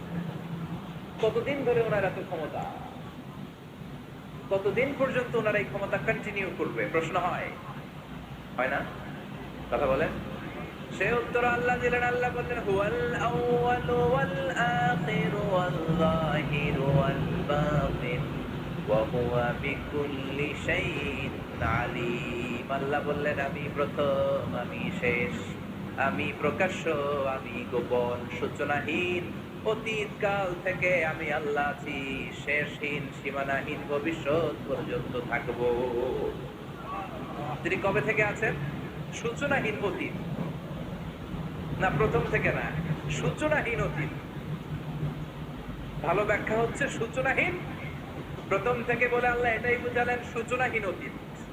এমন অতীত যেটার সূচনা না, আবার এমন ভবিষ্যৎ যেটার শেষ নাই। তার মানে প্রথমেও তিনি, শেষেও তিনি, প্রকাশ্যেও তিনি, গোপনেও তিনি। জোরে কোন ঠিক কিনা? প্রথমে আল্লাহ আল্লাহ, শেষেও আল্লাহ আল্লাহ, আকাশে আল্লাহ আল্লাহ, জমিনে আল্লাহ আল্লাহ। পড়েন প্রথমে আল্লাহ আল্লাহ, শেষেও আল্লাহ আল্লাহ, আকাশে আল্লাহ আল্লাহ, জমিনে আল্লাহ আল্লাহ। নিখিল জাহান গাই গুণগান তার নামে গায়, আমরাও গাহি তাআলা হামদে বারি তাআলা, হামদে বারি তাআলা, হামদে বারি তাআলা। সুবহানাল্লাহ পড়ে। প্রথমেও তিনি, শেষেও তিনি, আজানেও তিনি, একামতেও তিনি। আজানের প্রথম শব্দ কি? যারা বলেন। আবার একামতের শুরুতে উনি আছেন না নাই? আবার জিলহজ মাসে ঈদুল আজহার সময় যখন আমরা কুরবানি করি তখন কার নাম? ছুরিটা জবাই দেওয়ার সময় কি বলি? আবার জিকির করি কার নামে? তার মানে আজানে আল্লাহ আল্লাহ, একামাতে আল্লাহ আল্লাহ, কুরবানিতে আল্লাহ আল্লাহ, জিকিরে আল্লাহ আল্লাহ। ঠিক কি না? বলেন আজানে আল্লাহ আল্লাহ, একামাতে আল্লাহ আল্লাহ, কুরবানিতে আল্লাহ আল্লাহ, জিকিরে আল্লাহ আল্লাহ। নিখিল জাহান গায়ে গুণগান তার নামে গায়, আমরাও গাহি তাআলা হামদে বারি তাআলা, হামদে বারি তাআলা, হামদে বারি তাআলা। চিল্লায় পড়েন আল্লাহু আকবার। আর জোরে আল্লাহু আকবার। আবার তিনি এমন সত্তা যার কোনো ঘুম নাই, তন্দ্রা নাই। সারাদিন কাজ করার পরে রাত্রিবেলা আমরা ঘুমিয়ে যাই, আল্লাহ ঘুমায় নাকি? জোরে বলেন লা তাখুযুহু সিনাতুন ওয়ালা নাওম, নেভার স্লিপস নর স্লাম্বার ওভারটেকস হিম। ঘুমও নাই, তন্দ্রাও নাই। সুবহানাল্লাহ। সাইয়েদনা মুসা আলাইহিস সালাম বললেন আল্লাহ সারাদিন কাজ করার পরে আমরা ঘুমিয়ে যাই, আয়াগলিবুকান নাওম। আপনার কি ঘুমে ধরে না? আয়াগলিবুকান নাওম, ঘুম কি আপনাকে পাকড়াও করে? আপনার কি ঘুমে ধরে না? আমি তো সারাদিন ছাগল চড়াই, বনি ইসরায়েলের মধ্যে দাওয়াতি কাজ করি, ক্লান্ত শ্রান্ত শরীর রাত্রিবেলা ঘুমিয়ে পড়ে, আপনার কি ঘুমে ধরে না? শুনতেছেন? মনোযোগ আছে না গেছে? কষ্ট হচ্ছে? তাকবীর দেন, লিল্লাহি তাকবীর। আর জোরে পড়েন, লিল্লাহি তাকবীর। আয়াগলিবুকান নাওমু, আল্লাহ আপনার কি ঘুমে ধরে? আল্লাহ বললেন, মুসা তুর পাহাড়ের উপরে দাঁড়াও, দুইটা গ্লাসের ভেতরে পানি নাও, পানি নিয়ে তুর পাহাড়ের উপরে ঠায় দাঁড়িয়ে থাকো। সাইয়েদনা মুসা আলাইহিস সালাম পানি ভর্তি দুইটা গ্লাস নিয়ে দাঁড়িয়ে রইলেন। আবার জিজ্ঞেস করতে শুরু করলেন, আল্লাহ আয়াগলিবুকান নাওমু, আপনার কি ঘুমে ধরে? আল্লাহ বললেন, no talk, no more question, কোনো কথা নাই, দাঁড়িয়ে থাকো। সাইয়েদনা মুসা আলাইহিস সালাম দাঁড়িয়ে রইলেন। 1 ঘন্টা পরে আবার আল্লাহরা জিজ্ঞেস করলেন, আল্লাহ আয়াগলিবুকান নাওমু, আপনার কি ঘুমে ধরে? আল্লাহ বলে, কথা বলা যাবে না, no talk, no more question, দাঁড়িয়ে থাকো। 3 ঘন্টা পরে আবার বললেন, আল্লাহ আপনার ঘুমে ধরে কিনা? আল্লাহ কিছু বলে না। সাইয়েদনা মুসা আলাইহিস সালাম বললেন, আল্লাহ জিজ্ঞেস করলাম কি করতে কইলেন কি? আল্লাহ বলে, মুসা কোনো কথা নাই, দাঁড়িয়ে থাকো, যেটা হুকুম করেছি তামিল করো। 4 ঘন্টা যায়, 5 ঘন্টা যায়, কোমরে ব্যথা আছে না নাই? মশার কামড় আছে না নাই? আর ঘুমকে আল্লাহ অর্ডার করলেন, ও ঘুম, মুসাকে তুই চেপে ধর। কি কর? মুসা আলাইহিস সালাম এমনি সেমনি ডানে বায়ে কোনোভাবে দাঁড়িয়ে থাকতে পারে না, এদিকে ঘুম আসলে ওদিকে পড়ে। 5 ঘন্টা পরে কাত হয়ে জমিনে পড়ে যায়, ঘুমের ধাক্কায় কাত হয়ে জমিনে পড়ে যায়, গ্লাসগুলো ভেঙে ভেঙে খান খান হয়ে যায়। আল্লাহ ডেকে বললেন, ও মুসা, বেশি কিছু দেই নাই, কেবলমাত্র শুধুমাত্র 2টা পানি ভর্তি গ্লাস হেফাজতের দায়িত্ব দিয়েছিলাম, ঘুমের কারণে হেফাজত করতে পারো? মাত্র 2টা গ্লাস, ঘুমের কারণে বাঁচাতে পারো নাই। আমি যদি এরকম ঘুমিয়ে যেতাম, চন্দ্রের সাথে সূর্য লেগে, সূর্যের সাথে আরেকটা গ্রহ লেগে, মহাবিশ্বের সব কিছু এরকম গ্লাসের টুকরার মতো খান খান হয়ে যেত। লা তাখুযুহু সিনাতুন ওয়ালা নাওম, আল্লাহর ঘুম নাই। ঘুমের আগে যে অনেকের ঝিমুনি ধরে, তন্দ্রা ধরে, এই তন্দ্রাও নাই। চিল্লায় বলেন সুবহানাল্লাহ। তাহলে আল্লাহর ঘুম নাই, আল্লাহর তন্দ্রা নাই, আল্লাহর আগে কেউ নাই, আল্লাহর পরে কেউ নাই। তিনিই প্রথম, তিনিই শেষ, তিনিই প্রকাশ্য, তিনিই গোপন। এজন্য আল্লাহ বললেন, কুল হুয়াল্লাহু আহাদ, তিনি হলেন এক। লাউ কানা ফীহিমা আলিহাতুন ইল্লাল্লাহু লাফাসাদাতা, আল্লাহ ছাড়া অন্য কেউ যদি রব হতো, একাধিক যদি খোদা হতো, মারামারি বেড়ে যেত। জোরে কোন ঠিক কিনা? কুল হুয়াল্লাহু আহাদ, আল্লাহ হচ্ছেন এক এবং অদ্বিতীয়। তিনি একক, তিনি অদ্বিতীয়, তার কোনো শরীক নেই, তিনি আহাদ। তার নাম হচ্ছে আহাদ। তার নাম কি? কথা বলেন। আহাদ মানে একক, যার ক্ষমতায় কোনো ভাগাভাগি নাই। আল্লাহ যদি 2 জন হইতো, সুবিধা হইতো না অসুবিধা? কথা বলেন। এক আল্লাহ বলতো, তুমি এইভাবে করেছ এতদিন, আমার ক্ষমতা আছে, আমি ওইভাবে শুরু করে দিব। তুমি সকালবেলা পূর্ব দিক থেকে সূর্য উঠাও, কালকে থেকে আমি পশ্চিম দিক থেকে সূর্য উঠাবো। ঝামেলা আছে না নাই? তার মানে ঝামেলা বেড়ে যেত। আমাদের বাংলাদেশে 2টা পরিবার, তাই না? ক্ষমতায় হয় ওনারা, নয় ওনারা। বুঝতেছেন? কষ্ট হচ্ছে মনে হয়। হয় ওনারা, নয় ওনারা। এই 2টা নয় যদি একটা হইতো, এক রাজা। আমগো রাজা কয়জন? কথা কন। বাংলাদেশের রাজা একজন, তাহলে মারামারি হইতো, হরতাল, খেলাখেলি, গদিলে কিলাকিলি, শান্তির বাংলাদেশ হতো, ঠিক কিনা? সৌদি আরবে এক রাজা, যদিও এই মোনার্কি সিস্টেম, রাজতন্ত্র, ইসলাম সাপোর্ট করে না, ওদের অনেক অপকর্ম আছে, তারপরেও আমাদের দেশের চেয়ে সুখ শান্তি বেশি না কম? কারণ রাজা কয়জন? এজন্য আল্লাহ বললেন, আমি হলাম এক রাজা, মহারাজা, আমার নাম আহাদ। আমার নাম কি? এজন্য আল্লাহ বললেন, কুল হুয়াল্লাহু আহাদ, আল্লাহুস সামাদ, লাম ইয়ালিদ ওয়া লাম ইউলাদ ওয়া লাম ইয়াকুল লাহু কুফুয়ান আহাদ। পড়েন সুবহানাল্লাহ। এরপর আল্লাহ বললেন, আল্লাহুস সামাদ, আমি অমুখাপেক্ষী, মানে আমি কারো কাছে চাই না। আল্লাহ কারো কাছে চায় নাকি? আমরা চাই কার কাছে? আল্লাহর কাছে। কথা বলেন। আল্লাহর কাছে। আমরা বিপদে পড়লে ডাকি কারে? আল্লাহ ডাকে কারে? আল্লাহ কাউরে ডাকে? কারণ অমুখাপেক্ষী, অফুরন্ত ধনভাণ্ডারের মালিক। পৃথিবীর সব মানুষগুলো যদি এক ময়দানে দাঁড়ায়, তাদের যত চাহিদা আছে সব যদি আল্লাহরে বলে, আল্লাহ গাড়ি দাও, বাড়ি দাও, নারী দাও, ক্ষমতা দাও, এটা দাও, সেটা দাও, সব যদি আল্লাহর কাছে চাইতে শুরু করে, আল্লাহ যদি সবও দিয়ে দেয়, তারপর ওনার ধনভাণ্ডারের 1 ইঞ্চিও কমবে না। আর জোরে পড়েন সুবহানাল্লাহ। এজন্য তিনি হলেন সামাদ। আমরা সবাই আল্লাহর কাছে ঠেকা, কিন্তু তিনি কারো কাছে ঠেকা না। আমরা সবাই আল্লাহর কাছে চাই, কিন্তু আল্লাহ কারো কাছে চান না। জোরে বলেন ঠিক কিনা? এজন্য তিনি হলেন সামাদ। এরপর আল্লাহ বললেন লাম ইয়ালিদ ওয়া লাম ইউলাদ, তিনি জন্ম দেন নাই, আবার তিনি জন্ম নেন নাই। চিল্লায় বলেন সুবহানাল্লাহ। মুশরিকরা বলতো আল মালাইকাতু বানাতুল্লাহ, ফেরেশতারা আল্লাহর মেয়ে। নাউজুবিল্লাহ পড়বেন না? ইহুদিরা বলে উযাইর আলাইহিস সালাম আল্লাহর ছেলে, খ্রিস্টানরা বলে ঈসা আলাইহিস সালাম আল্লাহর ছেলে, আর আমরা বলি কুল হুয়াল্লাহু আহাদ আল্লাহুস লাম ইয়ালিদ ওয়া লাম ইয়াকুল লাহু কুফুয়ান আহাদ। তার মতো কেউ নাই, লাইসা কামিসলিহি শাই, তার মতো কেউ নাই। তিনি তার মতো, তিনি কে? চিল্লায় বলেন তিনি কে?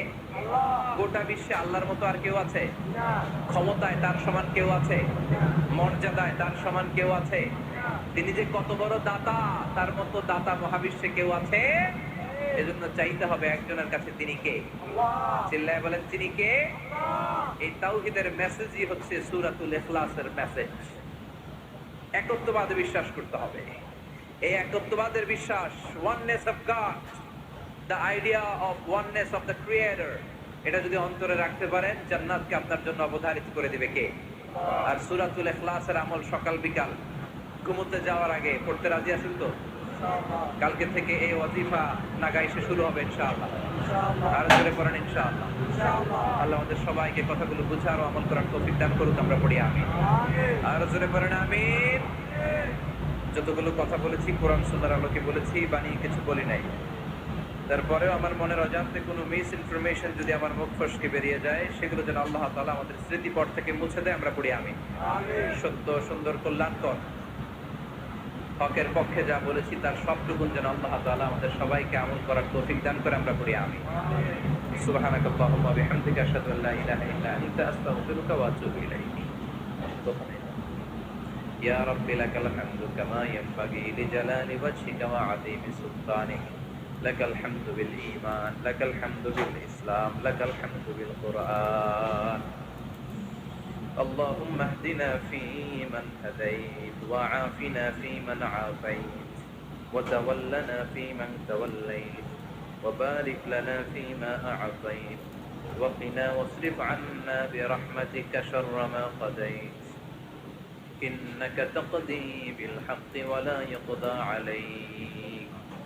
اللهم اجعل القرآن العظيم ربيع قلوبنا ونور صدورنا وجلاء أحزاننا وذهاب همومنا وغمومنا، واجعله شفيعنا يوم الحساب، وارزقنا تلاوته آناء الليل وأطراف النهار. ربنا ظلمنا أنفسنا وإن لم تغفر لنا وترحمنا لنكونن من الخاسرين.